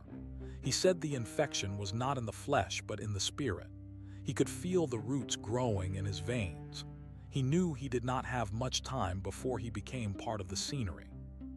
I realized that the burden was shifting to me once again. I could not simply walk away and leave the world to fade into a gray mist. I told Silas I would go to the tower. He gave me a map drawn on the back of a grocery bag and a small bag of ammunition. He also gave me a heavy brass whistle that he said his father had used in the mines. He said that if the bell failed, the whistle might buy me a few more seconds. I thanked him and stood up to leave. As I walked toward the door, Silas called out to me. He told me that the darkness would try to speak in the voices of people I had lost. He warned me not to answer. He said that once you give the silence a word, it owns your tongue.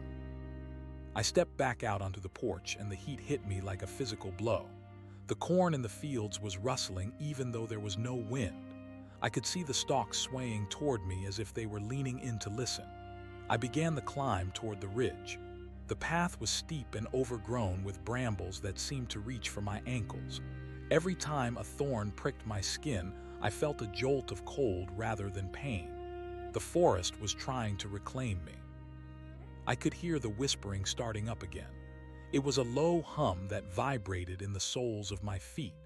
It sounded like 1,000 voices reciting a poem in a language that had been forgotten before the first mountain was formed. I reached the halfway point of the ridge when the sun began to dip behind the peaks. The shadows stretched out across the valley like long black fingers. I saw the radio tower in the distance. It was a skeletal structure made of steel that reached toward the darkening sky. It looked fragile against the vastness of the horizon. I felt a sudden surge of exhaustion. My legs felt like they were made of lead, and my vision began to blur. I wanted to lie down in the soft moss and sleep for 100 years. I could hear the voice of my mother calling my name from the trees. She told me that the water was cold and the bed was made. She told me I had done enough and it was time to rest. I almost succumbed to the lure. I felt my knees buckle and my hand brushed against the earth. But then I felt the iron bell in my pocket. It throbbed against my thigh like a second heart. I pulled it out and looked at the crack. It was wider now. I knew I only had a few more strikes left in the metal. I did not ring it yet. I used the memory of the blue light to push myself forward. I remembered the woman stepping off the ledge into the abyss. I remembered her courage and her pity. I realized that the silence was not just a lack of sound. It was a lack of hope. It was the belief that nothing mattered and that everything would eventually be forgotten. I reached the base of the tower as the last sliver of the sun disappeared. The air turned a deep indigo, and the scratching began on the metal legs of the structure. I could see them now. The hollow ones were emerging from the woods. They were tall and thin with limbs that were too long for their bodies. They had no faces, only smooth surfaces where features should have been. They moved with a jerky and unnatural grace. They did not make a sound as they circled the tower. They were waiting for me to climb. They wanted to catch me in the air where there was nowhere to run. I grabbed the ladder and began to ascend. The steel was freezing and it bit into my palms. I climbed past the first landing and the second. I could hear the scratching following me. The hollow ones were scaling the beams with ease. I reached the third landing and looked down. One of them was only 10 feet below me. Its fingers were like hooks that dug into the metal. I pulled the iron bell from my pocket and struck it against the railing. The sound was a thunderclap that shook the tower. The creature lost its grip and fell into the darkness below. The others recoiled and hissed like steam escaping a pipe. I kept climbing until I reached the top platform. The wind was howling up here and the stars looked like cold white sparks. I found the control room, which was a small glass shack bolted to the steel. The door was locked, but I smashed it open with my shoulder. Inside, there was a bank of old equipment covered in dust and cobwebs. I found the emergency generator and pulled the cord. It sputtered and groaned, but it did not start. I pulled it again and again until my muscles burned. On the 5th try, the engine roared to life, and the room was flooded with a harsh yellow light. I looked at the dials and switches. I did not know how to operate a radio transmitter, but I knew how to make noise. I found a microphone and plugged it into the console. I turned every knob to the maximum setting and flipped the power switch for the main antenna. The tower began to hum with electricity. I could feel the vibration in the floor. I took the brass whistle that Silas had given me and held it to the microphone. I blew into it with every bit of breath I had left. The sound was amplified 1,000 times over. It was a piercing shriek that echoed across the entire valley. It was a sound that could not be ignored. I watched from the windows as the lights in the distance began to flicker. I saw the shadows in the woods shrink back. The music of the whistle was a spear that pierced the heart of the silence. I did not stop blowing until my lungs felt like they were on fire. Then I picked up the iron bell. I knew what I had to do. I held the bell against the microphone and struck it one last time. I put everything I had into the blow. Every memory of the sun and the ocean and the taste of cold water. Every bit of anger and every bit of love. The bell did not just ring, it shattered. The sound was so loud that the glass in the control room exploded outward. The iron fragments flew in every direction, and I felt a sharp pain in my cheek. But the note it produced was perfect. It was a pure and resonant tone that seemed to vibrate through the very foundations of the earth. I saw a wave of white light ripple out from the tower. It traveled across the ridge and down into the valley. It washed over the farmhouse and the town of Oakhaven. It reached into the deepest parts of the forest and the darkest corners of the pits. The scream that followed was not one of pain but of dissolution. The hunger was being unmade. The threads of the transition were burning away in the face of the sound. I saw the hollow ones below the tower turn to ash and blow away in the wind. I saw the gray mist turn to gold in the light of the rising moon. The world was coming back. It was coming back loud and chaotic and beautiful. I slumped against the console and watched as the lights of the world began to bloom like flowers in the dark.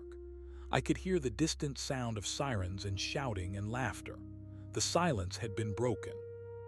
I stayed on the tower until the sun rose for the second time since I left the cabin. The generator eventually ran out of fuel, and the hum of the antenna faded away. The world did not go quiet when the machine stopped. I could hear the wind in the trees and the sound of a river somewhere in the distance. I could hear the beat of my own heart. I climbed down the ladder slowly. My body was broken and my mind was weary, but I felt light. I reached the bottom and looked at the pieces of the iron bell scattered in the dirt. I picked up the largest fragment and put it in my pocket. It was just a piece of metal now. The magic was gone because the need for it was gone. I began to walk down the ridge toward the farmhouse. I wanted to see if Silas was still there. I wanted to tell him that the tower worked. I found him sitting on his porch with the shotgun across his lap. He looked older than he had the day before, but his eyes were bright. He saw me and gave a small nod. He told me he heard the song. He said it was the best thing he had ever heard. We sat together on the porch and watched the dragonflies dancing over the corn. The world was still wounded, and there were many people who would never come back from the shadows, but the sun was warm on our shoulders. I knew that my journey was not over. I had seen too much to ever live a normal life again. I carried the memory of the silence and the weight of the bell. I knew that the darkness would always be waiting at the edges of the map. It would wait for the world to grow too loud or too proud, and then it would try to slip back in. But I also knew that as long as there were people willing to ring the bell and tell the stories, the light would hold. I stood up and shook the hand of Silas. I told him I was going to keep moving. I wanted to see the ocean. I wanted to smell the salt air and hear the crashing of the waves. I walked down the driveway and out onto the road. The asphalt was no longer a ribbon of ash. It was a path that led to 1,000 different places. I did not have a map, but I did not need one. I just followed the sound of the world. I walked past the abandoned cars and saw that people were returning to them. I saw a man changing a tire and a woman hugging her children. I saw the color returning to the leaves and the sky. I was a man who had been a ghost and a shepherd and a hero. Now I was just a man walking home. The road stretched out before me, and for the first time in a long time, I was not afraid of the quiet. I knew that the silence was just the space between the notes of a very long and very beautiful song, and I was ready to hear the rest of it. The ocean was a promise I kept in the center of my mind as I left the farmhouse behind. The air was thick with the scent of damp earth and blooming jasmine. It was a smell that belonged to a world that was breathing again. I walked for hours along the winding blacktop, and the silence did not return to haunt me. Instead, I heard the rhythmic crunch of my boots on the gravel and the distant lowing of cattle in the pastures. The land was waking up from a nightmare, and I was a witness to its first true morning. I passed a small grocery store where the windows had been shattered. A group of people stood in the parking lot, and they were talking in low and urgent tones. They did not look like they were afraid anymore. They looked like they were mourning. I did not stop to talk to them because I did not have the words to explain what I had done or what I had seen. I was a stranger to their grief and a ghost to their hope. The road began to slope downward as I approached the coastal plains. The trees changed from thick oaks and maples to tall and slender pines that swayed in a breeze I could finally feel against my skin. The heat of the previous day had broken, and a cool mist was rolling in from the east. I knew the water was close. I could feel the humidity clinging to my clothes and the taste of salt on my lips. My legs ached with a dull and persistent fire, but I did not slow my pace. I wanted to reach the edge of the continent before the sun set. I wanted to see the horizon where the blue of the sky met the blue of the deep. I wanted to know that the light reached that far too. I came across a bridge that spanned a wide and sluggish river. The water was dark and reflected the gray clouds above, but it was moving. I stood at the railing for a long time and watched a piece of driftwood spin in the current. It was a simple thing, but it felt like a miracle. The stillness had tried to stop the flow of everything, and it had failed. I reached into my pocket and felt the jagged fragment of the iron bell. It was cold and heavy. I pulled it out and looked at it one last time. The metal was dull and the edges were sharp enough to draw blood. It had served its purpose. It had been the voice of the world when the world was mute.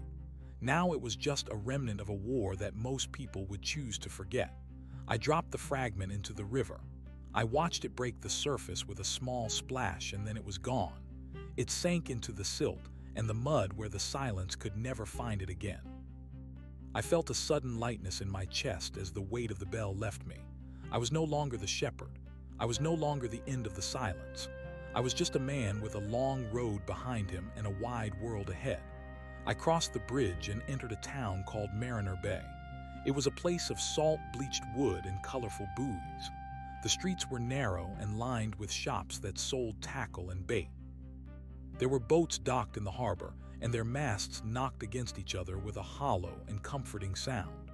I walked down to the pier and sat on a wooden bench that smelled of cedar and fish. An old woman was sitting a few feet away from me. She was knitting a sweater out of thick green wool. She did not look at me at first, but I could tell she knew I was there. She asked me if I had come from the hills. I told her I had. She stopped her needles for a moment and looked out at the water. She said that the tide had gone out 3 days ago and had not come back until this morning. She said the gulls had been silent for a week and she had thought the world was ending. I told her that the world was just holding its breath. She nodded and went back to her knitting. She said she was glad the noise had returned. She said she never realized how much she loved the sound of the waves until they stopped. I watched the tide come in. The water crept up the wooden pilings and swirled around the rocks. It was a slow and steady progression. It was the heartbeat of the earth. I thought about the woman with the blue lantern. I wondered if she was still in the pit or if she had found a way back to the light. I wondered if she knew that her gift had saved the valley. I hoped that wherever she was, she could hear the ocean.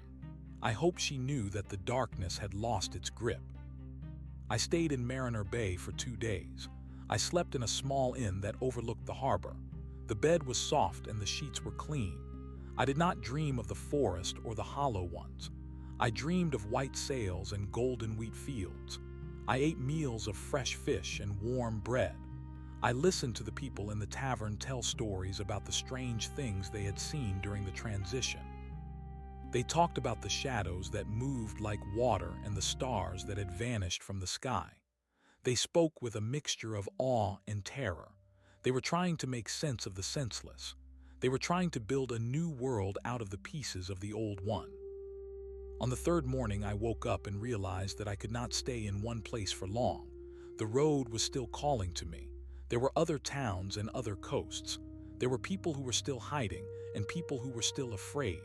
I did not have the bell anymore, but I had my voice. I had the story of what had happened in the dark. I knew that the silence was a predator that fed on isolation. It grew in the gaps between people. It flourished when we stopped talking to each other. I realized that the best way to fight the stillness was to keep the world loud, to keep the stories moving, to keep the songs playing. I packed my small bag and walked out to the main road. The sun was a bright coin in the sky and the wind was at my back. I felt a sense of purpose that I had never known before. I was a messenger now. I would walk until my feet could not carry me any further. I would tell everyone I met about the shepherd and the blue light. I would tell them that the silence is a lie. I would tell them that as long as we can make a sound, we are not lost. I saw a car stop at the edge of the road. A young man leaned out of the window and asked me if I needed a ride. He said he was heading south toward the big cities.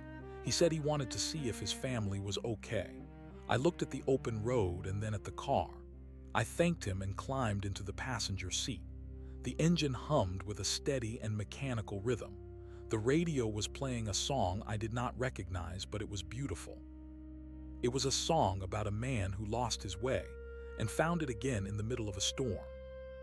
We drove away from Mariner Bay, and the ocean faded into a thin blue line on the horizon.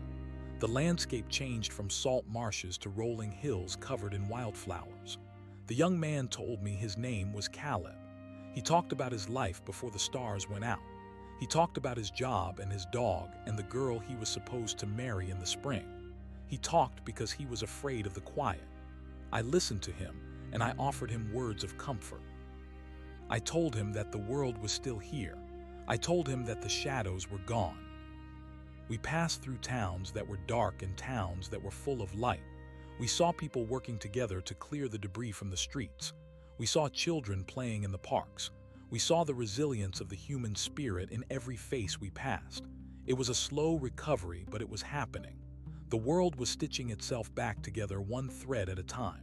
I realized that I was part of that process. My presence and my words were a form of healing. As we drove into the evening, the sky turned a deep purple. The first stars began to appear, and they were bright and steady. They did not flicker or fade.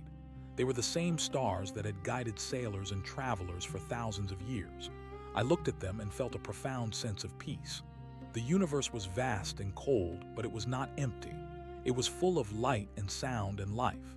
The silence was just a shadow, and shadows always disappear when the sun comes up. I closed my eyes and listened to the wind rushing past the windows. I felt the vibration of the road beneath the tires. I was a man who had walked through the heart of the darkness and come out the other side. I had lost much, but I had gained a truth that few people ever get to see. I knew that the world is a fragile and beautiful thing. I knew that it requires our attention and our noise to stay alive.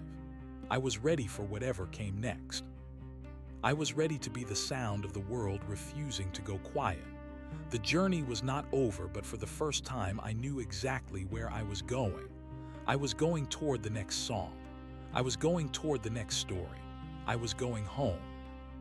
The road southward led us through the heart of a country that was slowly rubbing the sleep and the terror from its eyes.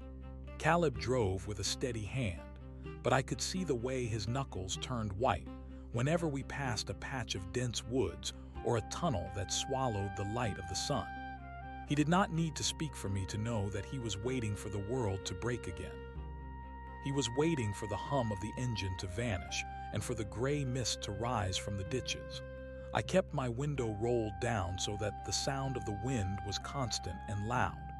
It was a physical weight against my face, and it reminded me that the atmosphere was still moving. The air was not stagnant anymore. It was alive with the friction of 1,000 different things. We stopped at a gas station near the border of the next state. The pumps were not working because the electricity had not yet been restored to this sector, but a man was standing outside with a hand crank and a plastic bucket. He was selling fuel for a few crumpled bills and the promise of news from the north. Caleb handed him some money, and I stepped away from the car to stretch my legs. The ground beneath my feet felt solid and real. I looked at the horizon and saw a column of smoke rising from a distant town. It was not the black, oily smoke of a disaster, but the thin, white trail of a chimney. Someone was cooking a meal. Someone was sitting by a fire. A group of travelers had gathered near the side of the building. They were sitting on crates and the tailgates of trucks. They looked like people who had been running for a long time and had finally found a place to stop. One of them was a man with a beard that reached his chest and eyes that seemed to see through everything he looked at. He saw me watching him, and he patted the empty space on the crate beside him. I sat down, and he offered me a piece of dried fruit. It was sweet and sharp, and it made my mouth water. He asked me where I had come from, and I told him I had come from the ridge. He nodded slowly as if he knew exactly what that meant. He said he had been in the city when the stars went out. He said the buildings had felt like they were leaning in to listen to the silence. He told me about the way the people had stopped moving in the middle of the sidewalks and how the birds had fallen from the sky like stones. He spoke about the hunger that had started to grow in the shadows. He did not call them the hollow ones. He called them the leaners because they always seemed to be tilting toward the living. He said he had survived by singing to himself. He had sung every nursery rhyme and every anthem he could remember until his throat was raw. I told him about the tower and the iron bell. I told him about the way the sound had traveled across the valley like a physical wave. The other travelers leaned in to listen. They did not interrupt. They needed the story as much as they needed the water and the food. I described the way the bell had shattered and the way the light had turned the gray mist into gold. When I finished speaking, the bearded man reached out and touched my arm. He said that he had heard the note. He said he had been miles away, but he had felt a vibration in the bones of his legs that made him stop running. He had known in that moment that the silence had been defeated. Caleb called out to me from the car. The tank was full and it was time to move again. I stood up and thanked the man for the fruit. He told me to keep talking. He said that as long as the stories were told, the leaners would stay in the dirt where they belonged. I climbed back into the passenger seat and we pulled away from the station. The sun was beginning to dip toward the west and the shadows of the trees were stretching across the asphalt. I watched them closely, but they did not move on their own. They were just the absence of light, and they stayed exactly where they were supposed to be. As we traveled further south, the signs of the transition became more frequent but less threatening. We saw cars that had been abandoned in the middle of the road, and we saw the places where the grass had turned to ash and was only now beginning to grow back in patches of pale green. We passed a school where the windows were boarded up, but a bright yellow bus was parked in the driveway. A group of adults was painting a mural on the brick wall. They were using every color they had left. They were painting suns and flowers and faces. They were reclaiming their space from the gray. Caleb asked me if I thought it would ever happen again. I looked at the dashboard and thought about the darkness at the edge of the map. I thought about the pits and the things that lived in the deep places where the light of the sun never reached. I told him that the silence is always there. It is the background of the universe. It is the empty space between the stars, but it is not the master of the world. It only wins when we let it. It only wins when we forget how to make a noise. I told him that as long as there is a heartbeat and a voice, the darkness has no power. We reached the outskirts of a large city as the moon was rising. The skyline was a jagged silhouette against the dark blue sky. There were no lights in the windows of the skyscrapers, but I could see the glow of campfires in the streets below. The city was not dead, but it was changed. It was no longer a machine of glass and steel. It was a collection of people trying to find each other in the dark. Caleb slowed the car as we approached a barricade made of overturned buses and scrap metal. A man with a flashlight stepped out and signaled for us to stop. The man asked us for our names and where we were going. Caleb told him his name and said he was looking for his family. The man looked at me and I told him I was just passing through. He shone the light into the back of the car and saw our meager supplies. He told us that the city was divided into zones and that the southern district was the safest.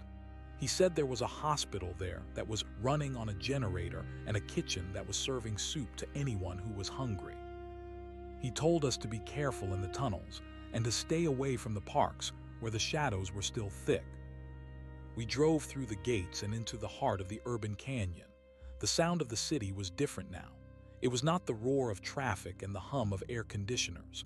It was the sound of human voices echoing off the concrete. I heard a woman calling for her dog and a child crying in a high window.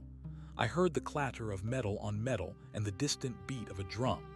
It was a chaotic and messy symphony, but it was beautiful. It was the sound of survival. Caleb found the address he was looking for in a neighborhood of brick brownstones. He stopped the car and sat there for a long moment with his hands on the steering wheel. He was terrified of what he might find inside. I put my hand on his shoulder and told him that he had made it this far. I told him that the light was with him. He took a deep breath and opened the door. I watched him walk up the steps and knock on the heavy oak door. A few seconds later, the door swung open and a woman screamed his name. They fell into each other, and the sound of their sobbing was the loudest thing in the street. I stayed in the car for a while and watched them. I felt a sense of completion. I had helped this man find his way home. I had carried the light from the ridge to the city. I climbed out of the car and left my bag on the seat. I did not need the supplies anymore. I had everything I needed in my memories. I began to walk toward the center of the city. I wanted to see the big square where the statues stood. I wanted to see the place where the people gathered. The streets were narrow and the air was cool. I walked past shops with broken windows and restaurants that were being used as shelters. I saw people sleeping on the sidewalks wrapped in heavy blankets. I saw a man playing a violin by the light of a single candle. The music was thin and haunting, but it carried through the still air like a golden thread. I stopped to listen, and I saw other people stopping too. We stood there in the dark and let the music wash over us. It was a reminder that we could still create beauty, even when the world was broken. I reached the main square just as the moon reached its zenith. The space was huge and empty, but the ground was covered in white chalk. People had written thousands of names on the pavement. They had written the names of the people they had lost and the names of the people they were waiting for. It was a map of memory, and it covered every inch of the stone.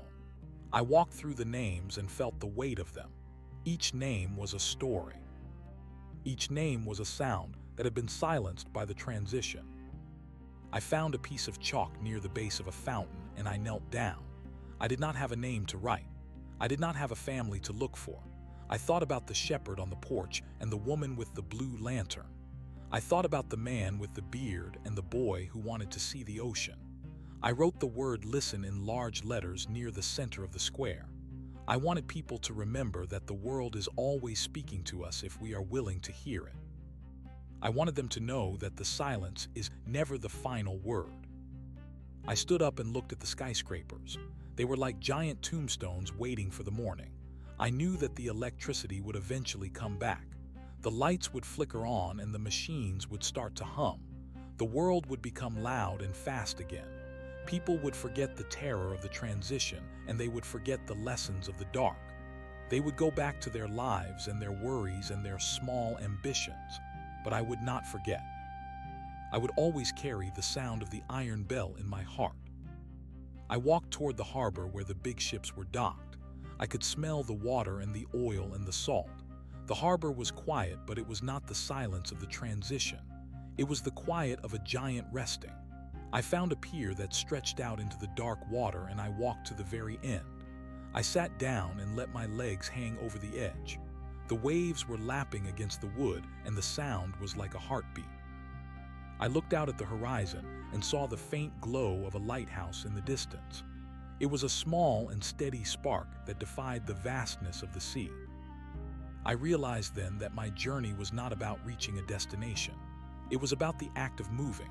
It was about being a witness to the light in a world that was constantly trying to go dark. I was a traveler and a storyteller and a keeper of the flame. I would stay in the city for a while and help where I could. I would tell the stories of the ridge and the tower, and then I would move on to the next place. There were always more roads and more voices. There was always another song to hear. The sun began to rise over the ocean. It was a slow and magnificent process. The sky turned from black to purple to a deep and burning orange. The water caught the light and shattered it into a million diamonds. I stood up and faced the dawn. I felt the warmth on my skin and the wind in my hair.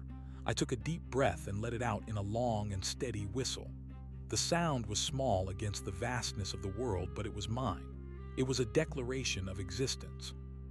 I turned away from the water and began to walk back into the city. The day was beginning and there was work to be done. The silence had been broken and I was ready to hear the rest of the song. The morning light in the city had a quality that I had never seen before the world went quiet. It was sharp and unforgiving, but it carried a promise of clarity. I walked through the narrow streets as the shadows of the tall buildings retreated. The air was thick with the scent of charcoal fires and the damp smell of the nearby harbor. I found a small park where several families had gathered to share a morning meal. They had built a communal fire in the center of a paved area, and they were heating large pots of water. One woman saw me and waved me over. She handed me a plastic cup of warm tea that tasted of mint and earth. She did not ask for my name, and I did not ask for hers. We simply sat in the presence of the steam and the soft murmur of the others. She told me that the city had begun to organize itself into small clusters. Without the internet or the television to tell them what to do, the people had turned to the oldest form of governance, which was the neighborhood. They looked out for the elderly, and they made sure the children were fed first. It was a fragile system held together by nothing more than the mutual understanding that the alternative was the gray void they had all just escaped. I told her about the shepherd and the way he had stood on his porch as if he were guarding the very concept of home. She listened with an intensity that told me she was recording every detail in her mind. Stories were the new currency. They were the only things that had any value in a world where the machines had failed. I left the park and headed toward the industrial district. I had heard a rumor from the man at the gate that a group of engineers was working on a way to jumpstart the local power grid using a series of old naval batteries. As I walked, I noticed that the leaners were nowhere to be seen. The city felt scrubbed clean of the supernatural filth that had clung to the edges of the woods. Perhaps they could not survive where the density of human will was too high. Perhaps they were like the mold that grows in the dark corners of a cellar, and they withered when the light of community was turned upon them. I hoped that was the truth. I hoped that our noise was a poison to them. The industrial district was a maze of rusted iron and corrugated steel. I found the warehouse where the engineers were gathered by following the sound of hammering. It was a rhythmic and purposeful noise that cut through the morning air. Inside the building was a hive of activity. Men and women were hauling thick copper cables across the floor and scrubbing the corrosion off of massive lead plates. A man with grease on his forehead and a wrench in his hand looked up as I entered. He asked if I knew anything about electrical currents. I told him I did not, but I knew how to carry things and I knew how to listen. He put me to work immediately. For the next several hours, I helped move heavy crates of equipment and held flashlights over delicate junctions of wire. We did not talk much because the work required focus, but the silence was different here. It was the silence of concentration and shared labor. It was a productive quiet.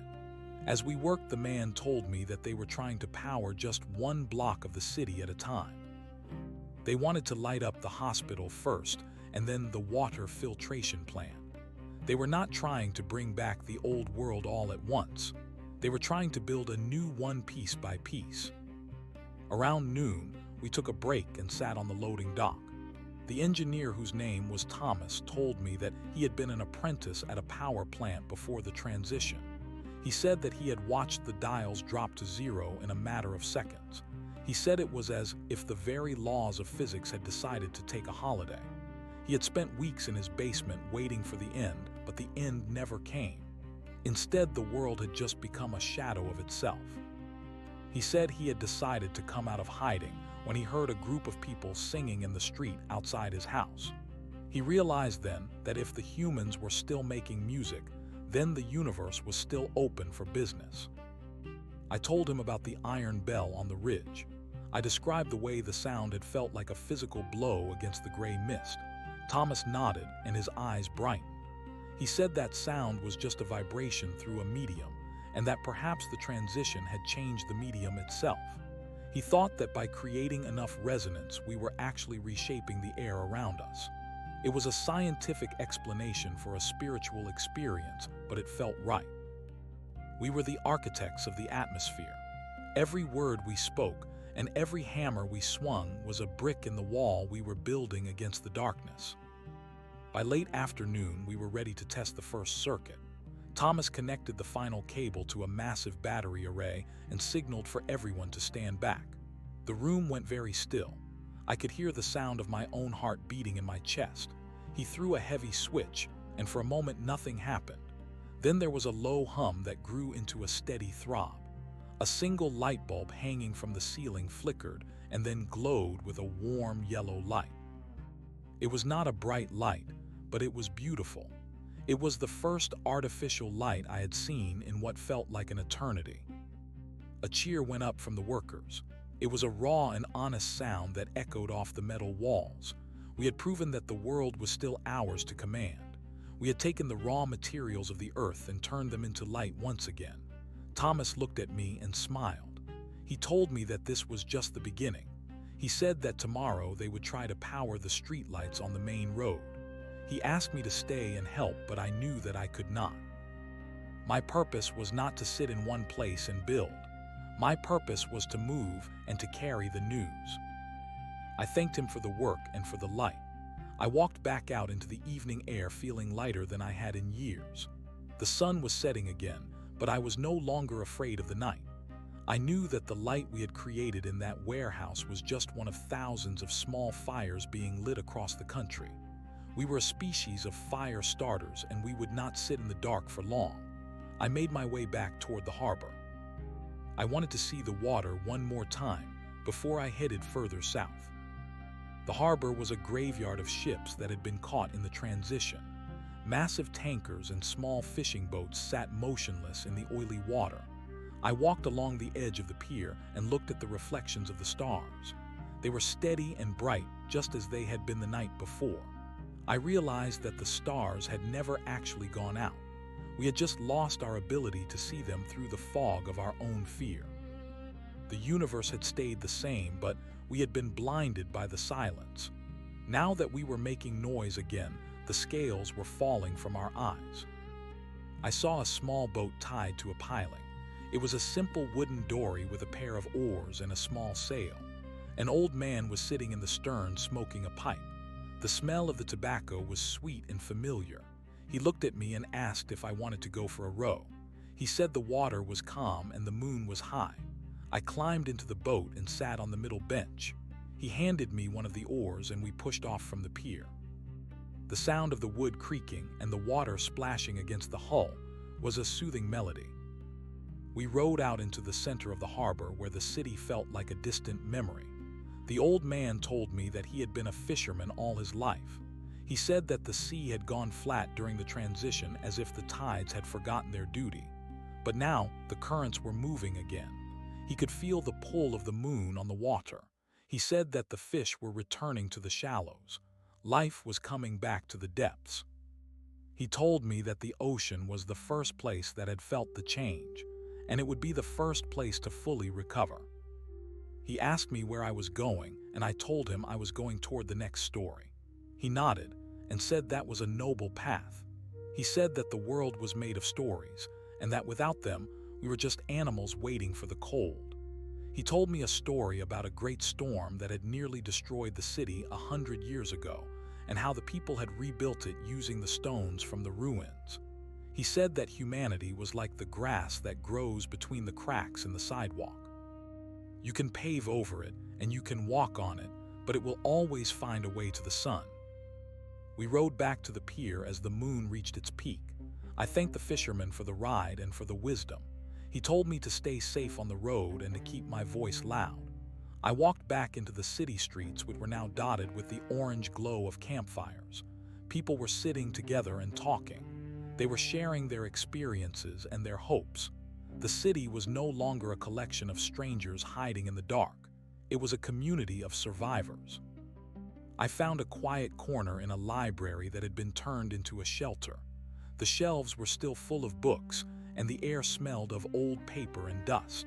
I pulled a book from the shelf at random and opened it. It was a collection of poems about the change of the seasons. I read a few lines by the light of a candle and felt a deep sense of connection to the people who had lived and died long before I was born. They had faced their own darknesses and their own silences, and they had written their way through them. I was just the latest link in a long chain of voices.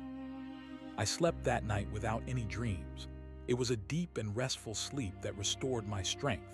When I woke up, the sun was already streaming through the high windows of the library. I stood up and stretched my sore muscles. I felt a sense of urgency that I had not felt before. There were so many places that still needed to hear the news. There were so many people who were still sitting in the dark waiting for a sign that the world had not ended. I was that sign. I walked to the southern gate of the city where a group of travelers was preparing to leave. They had a small caravan of bicycles and handcarts loaded with supplies. I asked if I could join them, and they welcomed me with open arms. We set off down the highway, leaving the city behind us. The road was long and the sun was hot, but we moved with a steady pace. We talked as we traveled. We told jokes and we sang songs. We made as much noise as we could. The landscape began to change as we moved further south. The hills became steeper and the forests became thicker. We saw more signs of the recovery here. We passed a farm where a man was plowing a field with a pair of horses. He waved to us as we went by and we cheered for him. We passed a village where the people were repairing the roof of a church. They were working together and laughing. The gray mist was a distant memory now. The world was full of color and sound. As we reached the top of a high ridge, I looked back at the way we had come. I could see the city in the distance, a small cluster of shapes against the horizon. I could see the road stretching out behind us like a ribbon. I thought about Caleb and his family. I thought about Thomas and his light bulb. I thought about the shepherd and his bell. They were all part of the same story. They were all part of the song that the world was singing to itself. The journey ahead was still long, and there would be many challenges to face. There would be more dark nights and more moments of doubt. But I was not afraid anymore. I knew that the silence was a lie and that the light was the truth. I knew that as long as we kept moving and kept talking and kept singing, we would be okay. I turned my face toward the south and began to walk again. The wind was at my back and the sun was in my eyes. I was a man with a message, and I was going home. The road wound through a valley where the trees were beginning to turn gold and red. The change of the seasons was a beautiful reminder that time was moving forward again.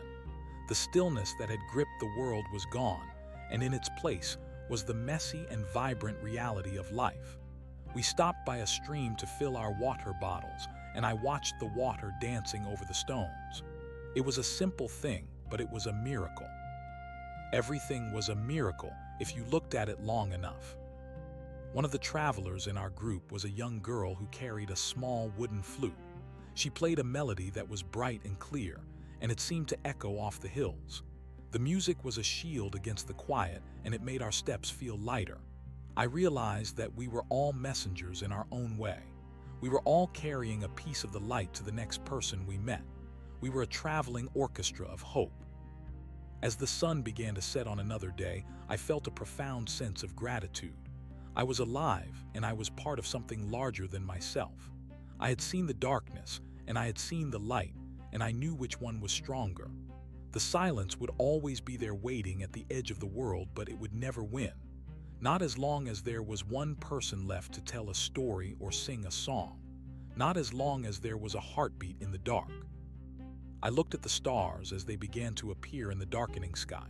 They were like 1,000 tiny lanterns hanging in the vastness of space.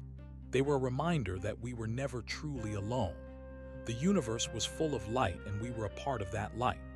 I closed my eyes and listened to the sound of the wind and the music of the flute and the voices of my companions. It was a beautiful noise. It was the sound of the world refusing to go quiet. And it was the most beautiful thing I had ever heard. The group moved through the valley as the evening deepened into a cool and fragrant night. We found a clearing near an old stone bridge that spanned a dry creek bed and decided to make our camp there. The bicycles were leaned against the ancient masonry, and the handcarts were positioned to form a small perimeter. There was a sense of practiced efficiency in the way the others worked. They did not waste words or movements. A fire was built using fallen branches, and the smell of wood smoke soon filled the air. It was a comforting scent that anchored us to the earth. I sat on a flat rock and watched the orange flames lick at the dark. The young girl with the flute sat across from me, and her eyes reflected the flickering light. She played a final soft note and then tucked the instrument into her coat. She told me that her name was Alara and that she had found the flute in a music shop that had been abandoned for months. She said she had never played before the transition, but the silence had been so heavy that she felt she had to do something to push it back. The man who led the caravan was named Marcus. He was a tall individual with hands that were calloused and scarred from years of manual labor. He sat down beside the fire and began to sharpen a small knife with a whetstone. The rhythmic scrape of metal on stone was the only sound for a long time. Marcus told us that he was heading toward a valley 3 days to the south where his brother had started a communal farm. He had heard rumors that they had managed to save a herd of cattle and were growing corn that reached as high as a man's shoulder. He spoke of the farm with a kind of reverence. In this new world, a source of food was more valuable than gold. He asked me what I had seen in my travels, and I spent the next hour recounting the stories I had gathered. I told them about the lighthouse keeper who kept the glass clean even though no ships were coming. I told them about the library, where the books were being used to teach children how to read by candlelight. As I spoke, I realized that my voice had become stronger. The hesitation that had haunted me in the early days of the transition was gone. I was no longer just a man trying to survive.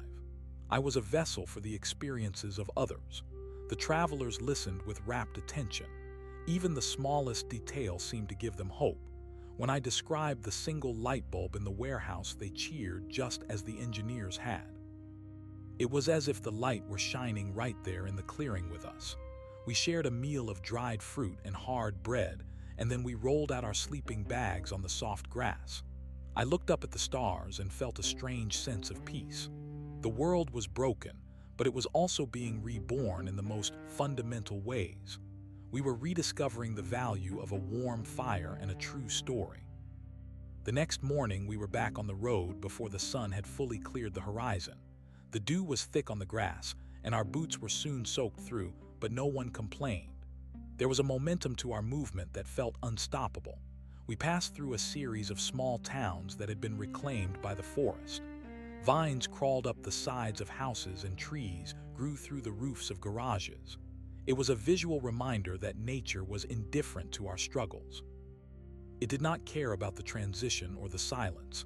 It only cared about growth and decay. In one town, we saw a pack of dogs running through the streets. They were lean and wild, but they did not approach us. They watched us from the shadows with eyes that were ancient and knowing. We did not bother them, and they did not bother us. We were all just trying to find our way in the new landscape. By midday, the heat was intense. The road began to climb, and the bicycles became a burden. We had to push them up the steep inclines, our breath coming in ragged gasps.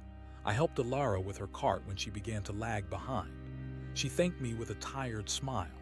We reached the summit of a hill and looked down into a wide basin. In the center of the basin was a large lake that shimmered like a sheet of hammered silver. There were several small houses clustered along the shore, and thin trails of smoke rose from their chimneys. Marcus pointed toward the lake and said that we would stop there for the night.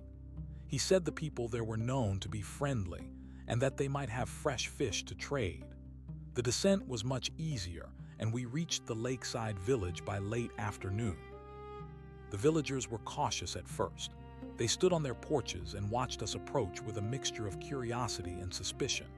But when Marcus raised his hands in a gesture of peace and called out a greeting, the tension broke. A man with a long gray beard came forward and welcomed us. He said they did not see many travelers this far off the main highway. He led us to a common area where a large net was being mended. The air smelled of salt and drying fish. The villagers offered us bowls of stew and cold water from a deep well. It was the best meal I had eaten in weeks. As the sun went down, the villagers gathered around our fire. They wanted to hear news from the outside world. They had been isolated for so long that they did not know if the cities were still standing or if the government had found a way to restore the power. I told them the truth as I knew it.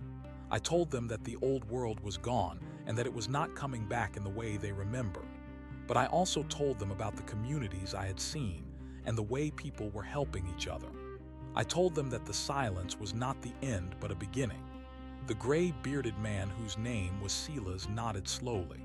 He said he had suspected as much. He told us that the lake had changed during the transition.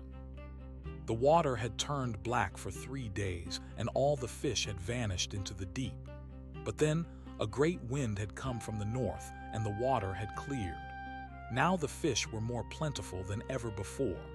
He believed that the earth was resetting itself and that we were being given a second chance to live in harmony with it. That night Silas took me down to the edge of the water. He pointed toward the center of the lake where a small island sat in the moonlight.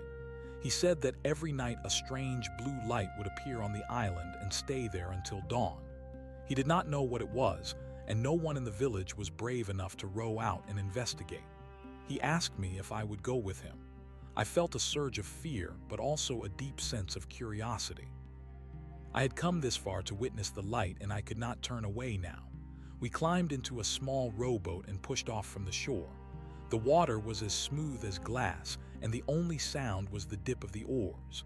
As we approached the island, the blue light grew brighter. It was not a fire or a lamp. It was a soft and pulsing glow that seemed to come from the ground itself. We landed the boat on a sandy beach and walked toward the center of the island. There in a small clearing, we found a cluster of crystals growing out of the earth. They were translucent and shaped like jagged teeth, and they were vibrating with a low and steady hum. The blue light was emanating from their cores. I reached out and touched one of the crystals, and a jolt of energy ran up my arm. It was not painful, but it was intense. It felt like 1,000 tiny needles prickling my skin. Silas stood back, his eyes wide with wonder. He asked what I thought they were. I told him I did not know, but they felt like part of the new world.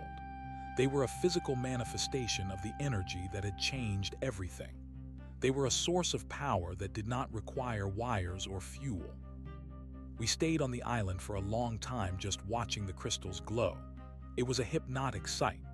I realized then that the world was full of these small wonders if we were only willing to look for them.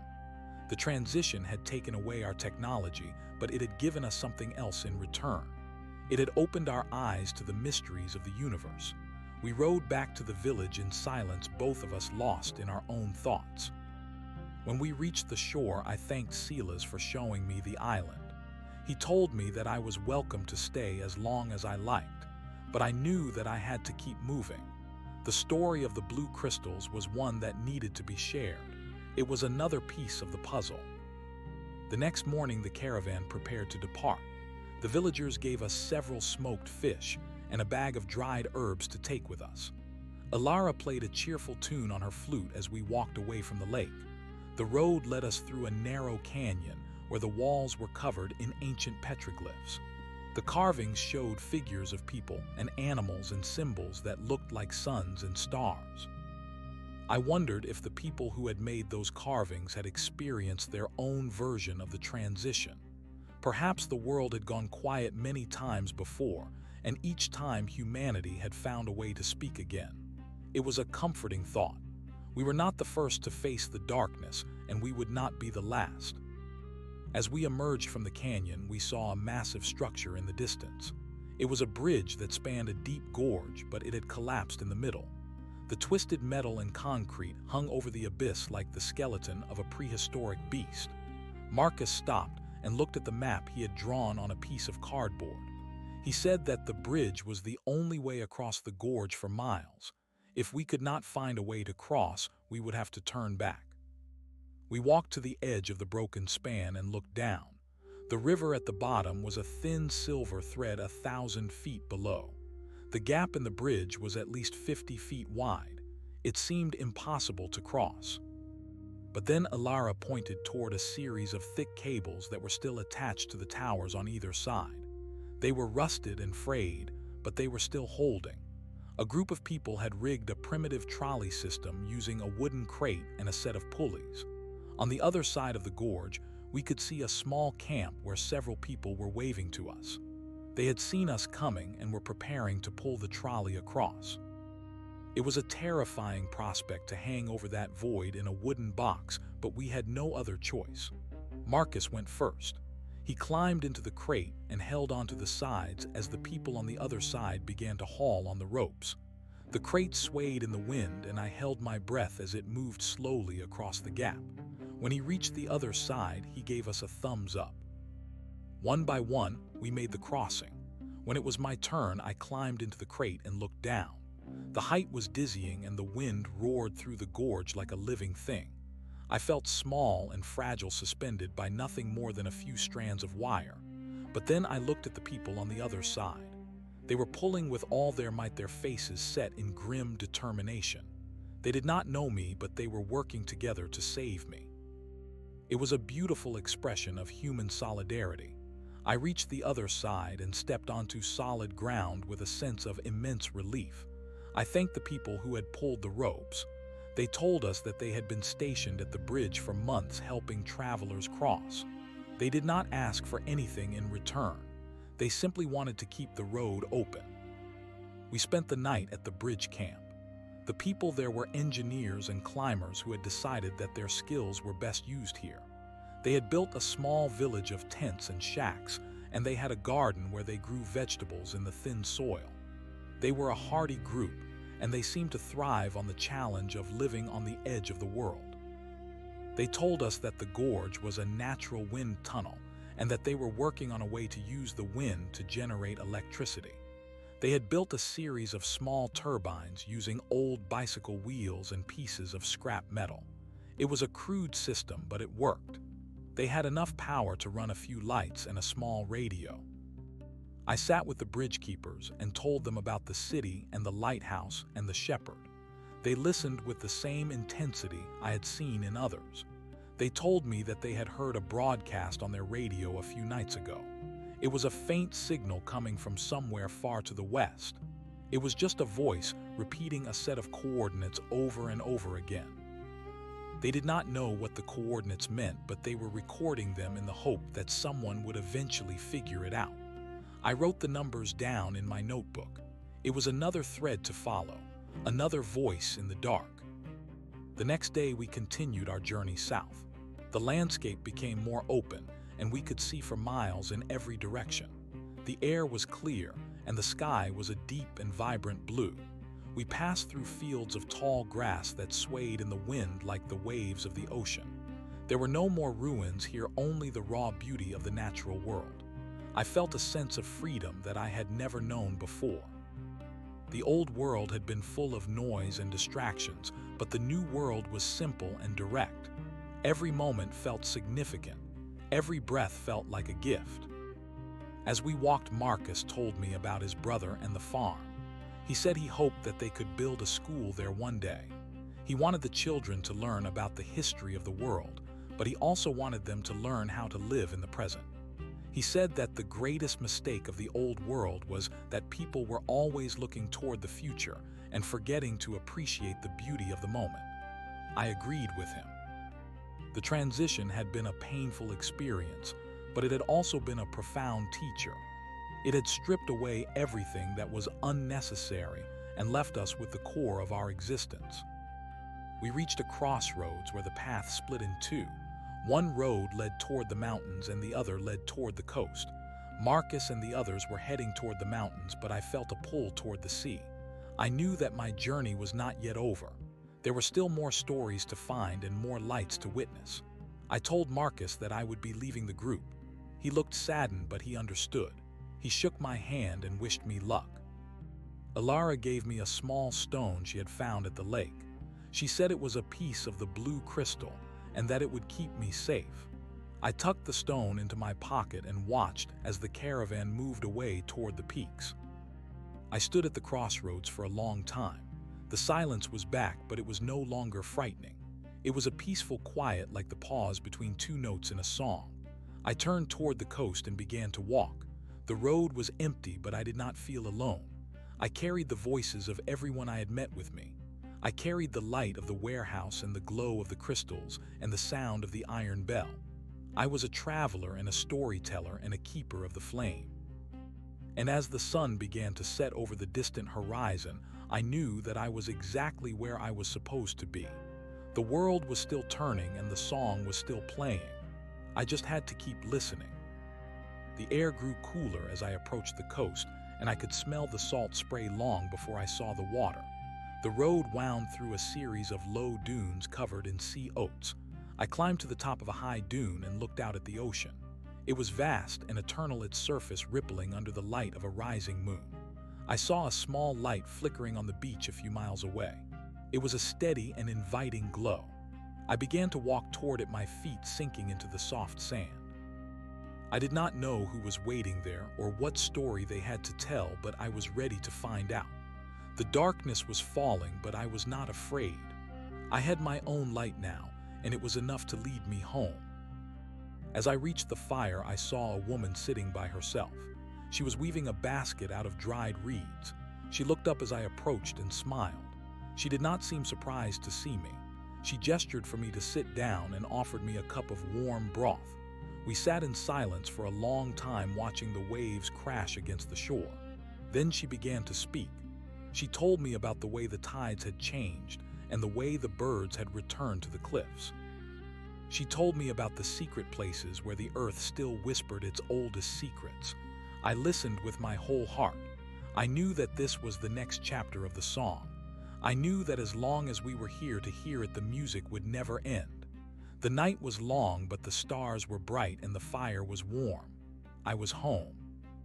The woman by the fire was named Serafina, and she had lived by the ocean since the first day of the Great Quiet. She told me that the sea did not care for the troubles of men, and that its rhythm had remained the same even when the cities fell into ruin. We sat together as the moon climbed higher in the sky, and she showed me the baskets she was making. They were tight and sturdy, and she said they could hold water if the weave was close enough. She spoke of the importance of vessels. We were all vessels, she said, whether we held water or stories or the memory of the light. I felt the truth of her words in my bones. I told her about the blue crystals on the island and the coordinates I had written in my notebook. She listened with a calm expression, as if she had already known these things were happening in the hidden corners of the world. When the sun rose the next morning, the ocean was a pale shade of lavender. Serafina led me to the edge of the cliffs where the seabirds were nesting. Thousands of them circled in the air, and their cries filled the silence with a wild and chaotic music. She pointed toward a jagged rock formation that stood out in the surf. She said that when the tide was low, a passage opened up beneath the cliffs. It was a sea cave that had been dry for 100 years until the transition occurred. Now the cave was filled with a soft luminescence that did not come from the sun. I felt the familiar pull of curiosity and the need to witness this new phenomenon. I thanked her for the broth and the company, and I began the long climb down the cliff face. The path was narrow and slippery with moss. I had to press my body against the cold stone and move 1 inch at a time. The sound of the waves below was like thunder, and the spray soaked my clothes within minutes. My hands were raw and my muscles ached, but I did not stop. I reached the bottom just as the tide began to recede. The opening to the cave was hidden behind a curtain of falling water. I stepped through the cascade and found myself in a vast chamber that smelled of salt and ancient things. The walls were covered in a substance that looked like liquid silver. It moved and flowed in slow ripples, and it gave off a steady white light that illuminated the entire space. I walked deeper into the cave and found that the silver substance was not liquid at all. It was a type of bioluminescent moss that had grown over every surface. It reacted to my presence, and the light pulsed brighter wherever I stepped. In the center of the cave, there was a pool of perfectly still water. At the bottom of the pool, I saw hundreds of small objects that looked like smooth glass spheres. They were glowing with the same white light as the walls. I realized that these spheres were the source of the energy that was feeding the moss. I reached into the water and picked one up. It was cold to the touch and felt heavier than it looked. It was not a stone or a piece of glass. It felt like a concentrated seed of the transition itself. I sat by the pool for hours and watched the light dance on the ceiling. I thought about the bridge keepers and the villagers and the shepherd. They were all finding their own way to adapt to the new reality. Some were building turbines, and some were mending nets, and some were simply waiting for the world to reveal its secrets. I put the glowing sphere in my pack next to the blue crystal from the island. These were my treasures. They were the proof that the world was not dying, but changing into something we could not yet fully understand.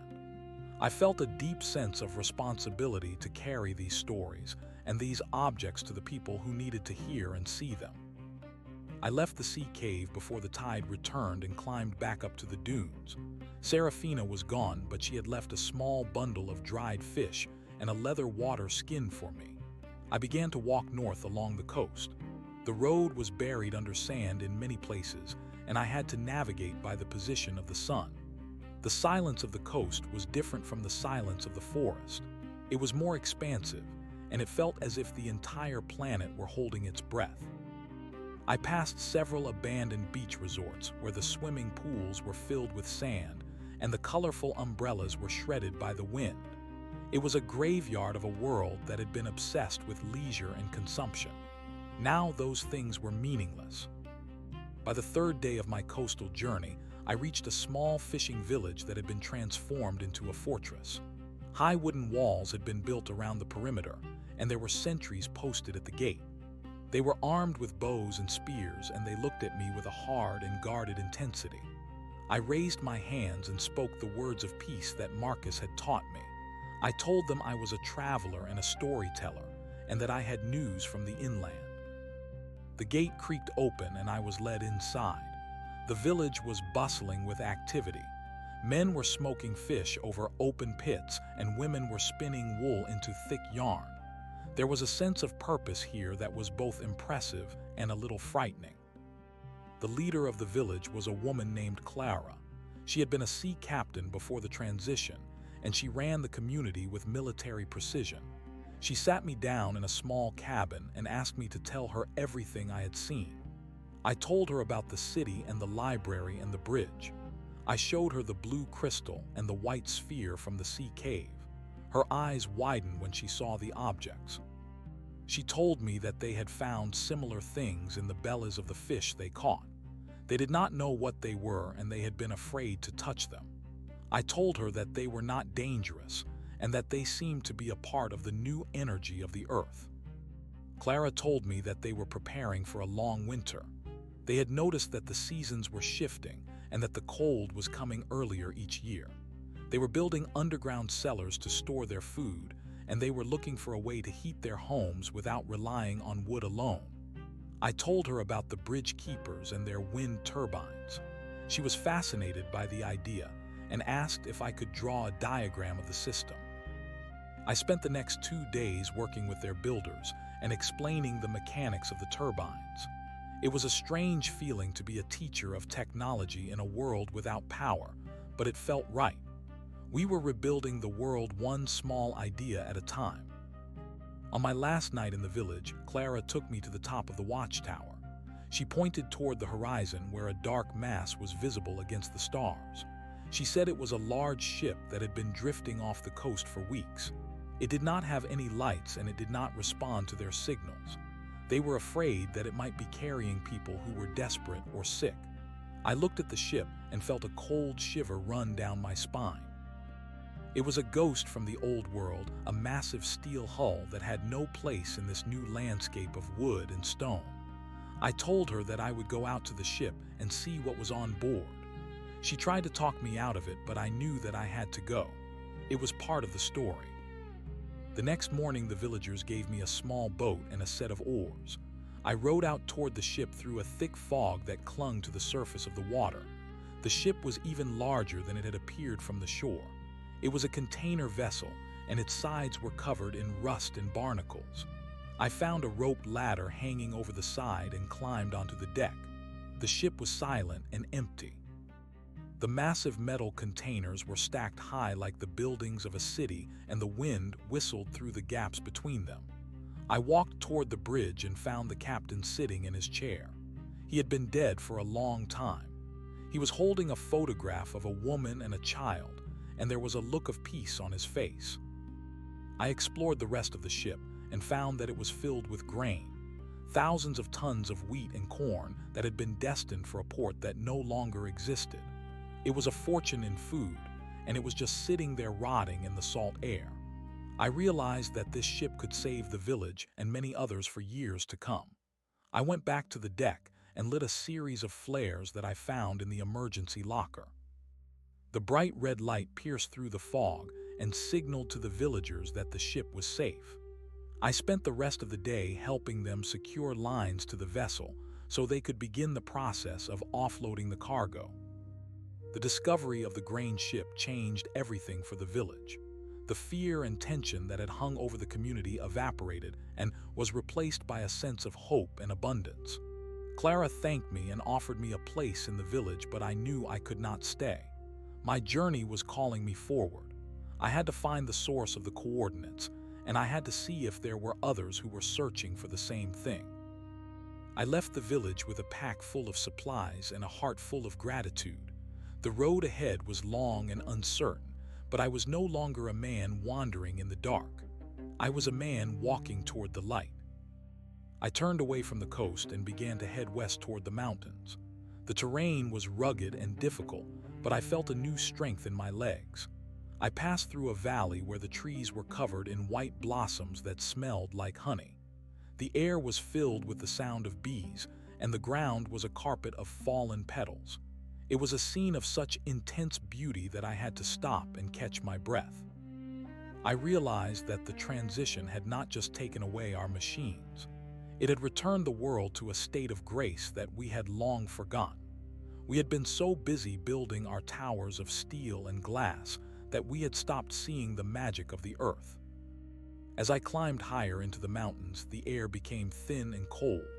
I reached a high pass where the snow was still deep and the wind bit into my skin. I found a small stone hut that had been built by shepherds centuries ago. I huddled inside and built a fire using the last of my wood. I took out my notebook and looked at the coordinates. They were for a location on the other side of the range, a high plateau that was hidden from the world. I wondered what was waiting for me there. Was it a remnant of the old government, or was it something entirely new? I fell asleep dreaming of blue crystals and white spheres, and a voice that was calling to me through the silence. The next day, I reached the summit of the pass and looked down onto the plateau. It was a vast and flat expanse of land that was surrounded by jagged peaks.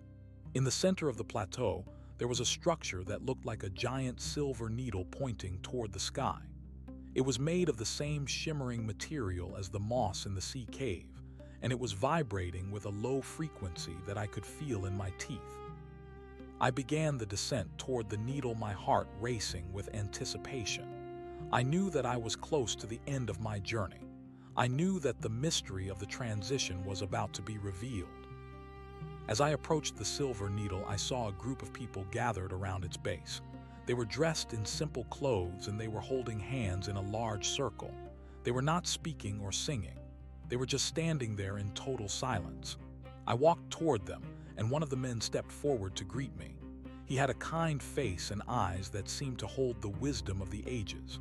He told me that his name was Elias and that they had been waiting for me.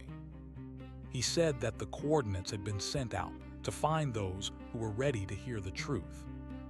Elias led me to the base of the needle and told me to place my hand on the silver surface. As soon as I touched it, the world around me vanished. I was no longer standing on the plateau. I was floating in a sea of stars. I saw the earth from a distance, and I saw the lines of energy that connected everything. I saw the transition not as a disaster, but as a deliberate act of healing. The earth had been dying from the noise and the pollution and the greed of humanity, and it had chosen to go quiet so it could reset itself. The silence was a cocoon, and we were the seeds that were being nurtured inside it. I saw the blue crystals and the white spheres and the silver moss. They were the organs of the new earth, and they were beginning to function. They were providing the energy and the light that would sustain the new world. I saw the people I had met on my journey, and I saw how their small acts of kindness and courage were woven into the fabric of the new reality. We were not just survivors. We were the architects of a new way of being. We were being given a chance to start over and to live in harmony with the planet that had given us life. When I opened my eyes, I was back on the plateau. The silver needle was still humming, and the people were still standing in their circle. Elias looked at me and smiled. He asked me if I understood. I nodded and told him that I did. I realized that my journey was not about finding a way back to the old world. It was about learning how to live in the new one. It was about being a witness to the rebirth of the earth and sharing that story with others. I took the blue crystal and the white sphere out of my pack and placed them at the base of the needle. They began to glow with an intense light, and I felt a sense of completion. Elias told me that there were others like me who were traveling across the world. They were the messengers and the storytellers and the keepers of the flame. Our job was to connect the isolated communities and to help them understand that they were not alone. We were the nervous system of the new earth, carrying information and hope to the farthest reaches of the globe. I knew then what I had to do. I would spend the rest of my life on the road, sharing the stories I had gathered and helping people find their own light. I stayed on the plateau for several days, learning from Elias and the others. They taught me how to listen to the whispers of the earth and how to use the energy of the crystals to heal and to create. They showed me that the silence was not a void but a presence. It was the voice of the planet, and it was full of music and wisdom. I felt a sense of peace that I had never known before. The fear and the uncertainty were gone, replaced by a deep and abiding joy. I was part of something much larger than myself, and I was exactly where I was supposed to be. When it was time for me to leave, Elias gave me a new staff made of silver wood. He said it would guide me on my journey and help me find the paths that were hidden from others. I thanked him and began the long walk back down the mountains. The world looked different to me now. The trees and the rocks and the water all seemed to be glowing with a soft inner light. I felt a connection to everything around me, and I knew that I would never be lonely again. The story of the transition was still being written, and I was one of the authors. I walked through the Valley of Blossoms and back toward the coast. I stopped at the fishing village and told Clara and the others about the plateau and the silver needle. I told them that the grain ship was a gift from the earth and that they should use it to help other communities. They listened with awe and gratitude, and they promised to keep the fire burning. I continued my journey, visiting the bridge keepers and the villagers by the lake and the shepherd in the ruins. I told them all the same story. I told them that the world was being reborn and that we were the ones who would shape its future. As the years passed, my hair turned gray and my skin became weathered by the sun and the wind. But my voice remained strong and my heart remained full of hope. I traveled to the ends of the earth and back again, sharing the songs and the stories of the new world. I saw cities of wood and stone rise from the ruins, and I saw children who had never known the noise of a machine. I saw a world that was quiet and beautiful and full of wonder. And every night as I sat by my fire, I looked up at the stars and thanked the earth for the silence. It was the greatest gift we had ever been given. It was the beginning of a new song, and it would never end. The silver staff felt warm in my hand as I navigated the descent from the mountain pass. The wood was smooth and hummed with a soft vibration that seemed to synchronize with my own heartbeat. I did not look back at the plateau. The knowledge I carried was now a part of my bones, and it did not require me to linger in one place. I moved with a lightness that belied my age and the weight of my pack. Every step away from the silver needle was a step toward the people who were still struggling to find their footing in the quiet. I reached the Valley of the Blossoms as the sun began to dip behind the western peaks. The air was thick with the scent of honey, and the golden light made the petals look like drifting sparks of fire. I sat by a stream and watched the water flow over smooth stones. I realized that I no longer needed to hunt for meaning in the ruins of the past. The meaning was here in the movement of the water and the growth of the trees. I took a piece of dried fish from my pack and shared a portion with a small fox that watched me from the shadows. The animal did not fear me. In the new world, the lines between the wild and the civilized had blurred into a single tapestry of existence. My journey led me back to the fishing village by the sea. The transformation there was remarkable. The grain ship had been secured, and the villagers had built a series of wooden piers to reach it. They were no longer a desperate fortress, but a thriving hub of trade. They had used the wood from the old resort buildings to construct sturdy homes and a large communal hall. Clara met me at the gates, and her face softened when she saw me. She told me that they had begun to send out scouts to find other groups. They were sharing the grain and the knowledge of the turbines with anyone who would listen. I stayed for 3 days and told the story of the Silver Needle to a crowd of children who listened with wide eyes. I told them that the earth was their mother and that they were its guardians. I left the coast and headed south toward the forest where I had first met Marcus and the bridge keepers. The journey took several weeks, but the landscape was no longer a series of obstacles. It was a garden. I found the bridge and saw that it had been completely transformed. The wind turbines were spinning steadily, and the bridge keepers had built a small village on the stone foundations. Marcus was older, and his hair was white, but his eyes were as sharp as ever. He laughed when he saw my silver staff and the glowing light in my eyes. He told me that they had established a line of communication with the city. The people there had abandoned the high towers and were living in the parks and gardens. They were learning how to grow their own food and how to live without the constant hum of the grid. We sat on the edge of the bridge as the stars came out. The sky was so clear that the Milky Way looked like a river of silver smoke. Marcus asked me if I thought the old world would ever return. I told him that I did not think so and that I did not want it to. We had been given a second chance to do things right, and we could not afford to waste it. We talked long into the night about the future and the roles we would play in it. He would stay here to guard the bridge, and I would keep moving to carry the message. We were the anchors of a new society, and our strength came from our connection to each other and to the earth. I traveled further south into the deep woods where the silence was most profound. I found the ruins of the city where I had started my journey. The skyscrapers were covered in vines, and the streets were filled with trees. It was a beautiful sight. The metal and glass were being reclaimed by the earth, and the process was slow and graceful. I found the library where I had first discovered the coordinates. It was still standing, and I spent a few days organizing the books and protecting them from the rain. I knew that one day people would want to read about the history of the world before the transition, but for now, they needed to focus on the present. As the years passed, I became a legend among the scattered communities. They called me the walker or the storyteller. I saw the rise of a new culture that was based on cooperation and respect for the planet. There were no more wars and there was no more hunger. The blue crystals and the white spheres provided enough energy to heat homes and light the dark nights. We had learned to live with less, and in doing so we had found so much more.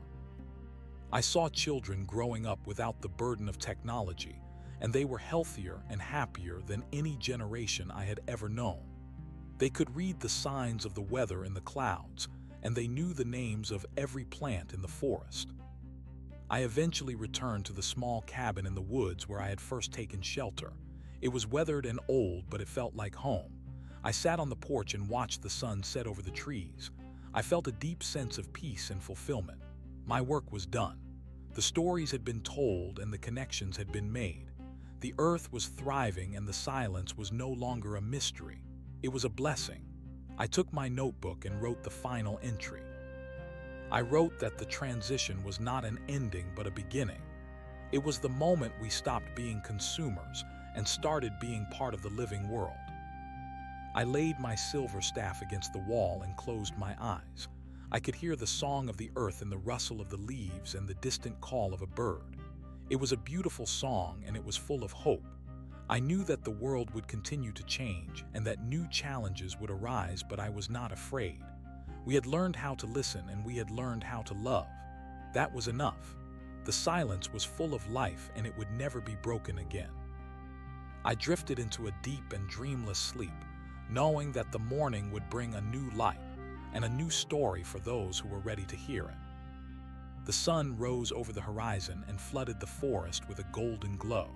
The birds began their morning chorus, and the wind whispered through the branches. The world was alive, and it was quiet, and it was perfect. The legacy of the old world was gone, and in its place was a world of wonder and grace. I was a part of it, and it was a part of me.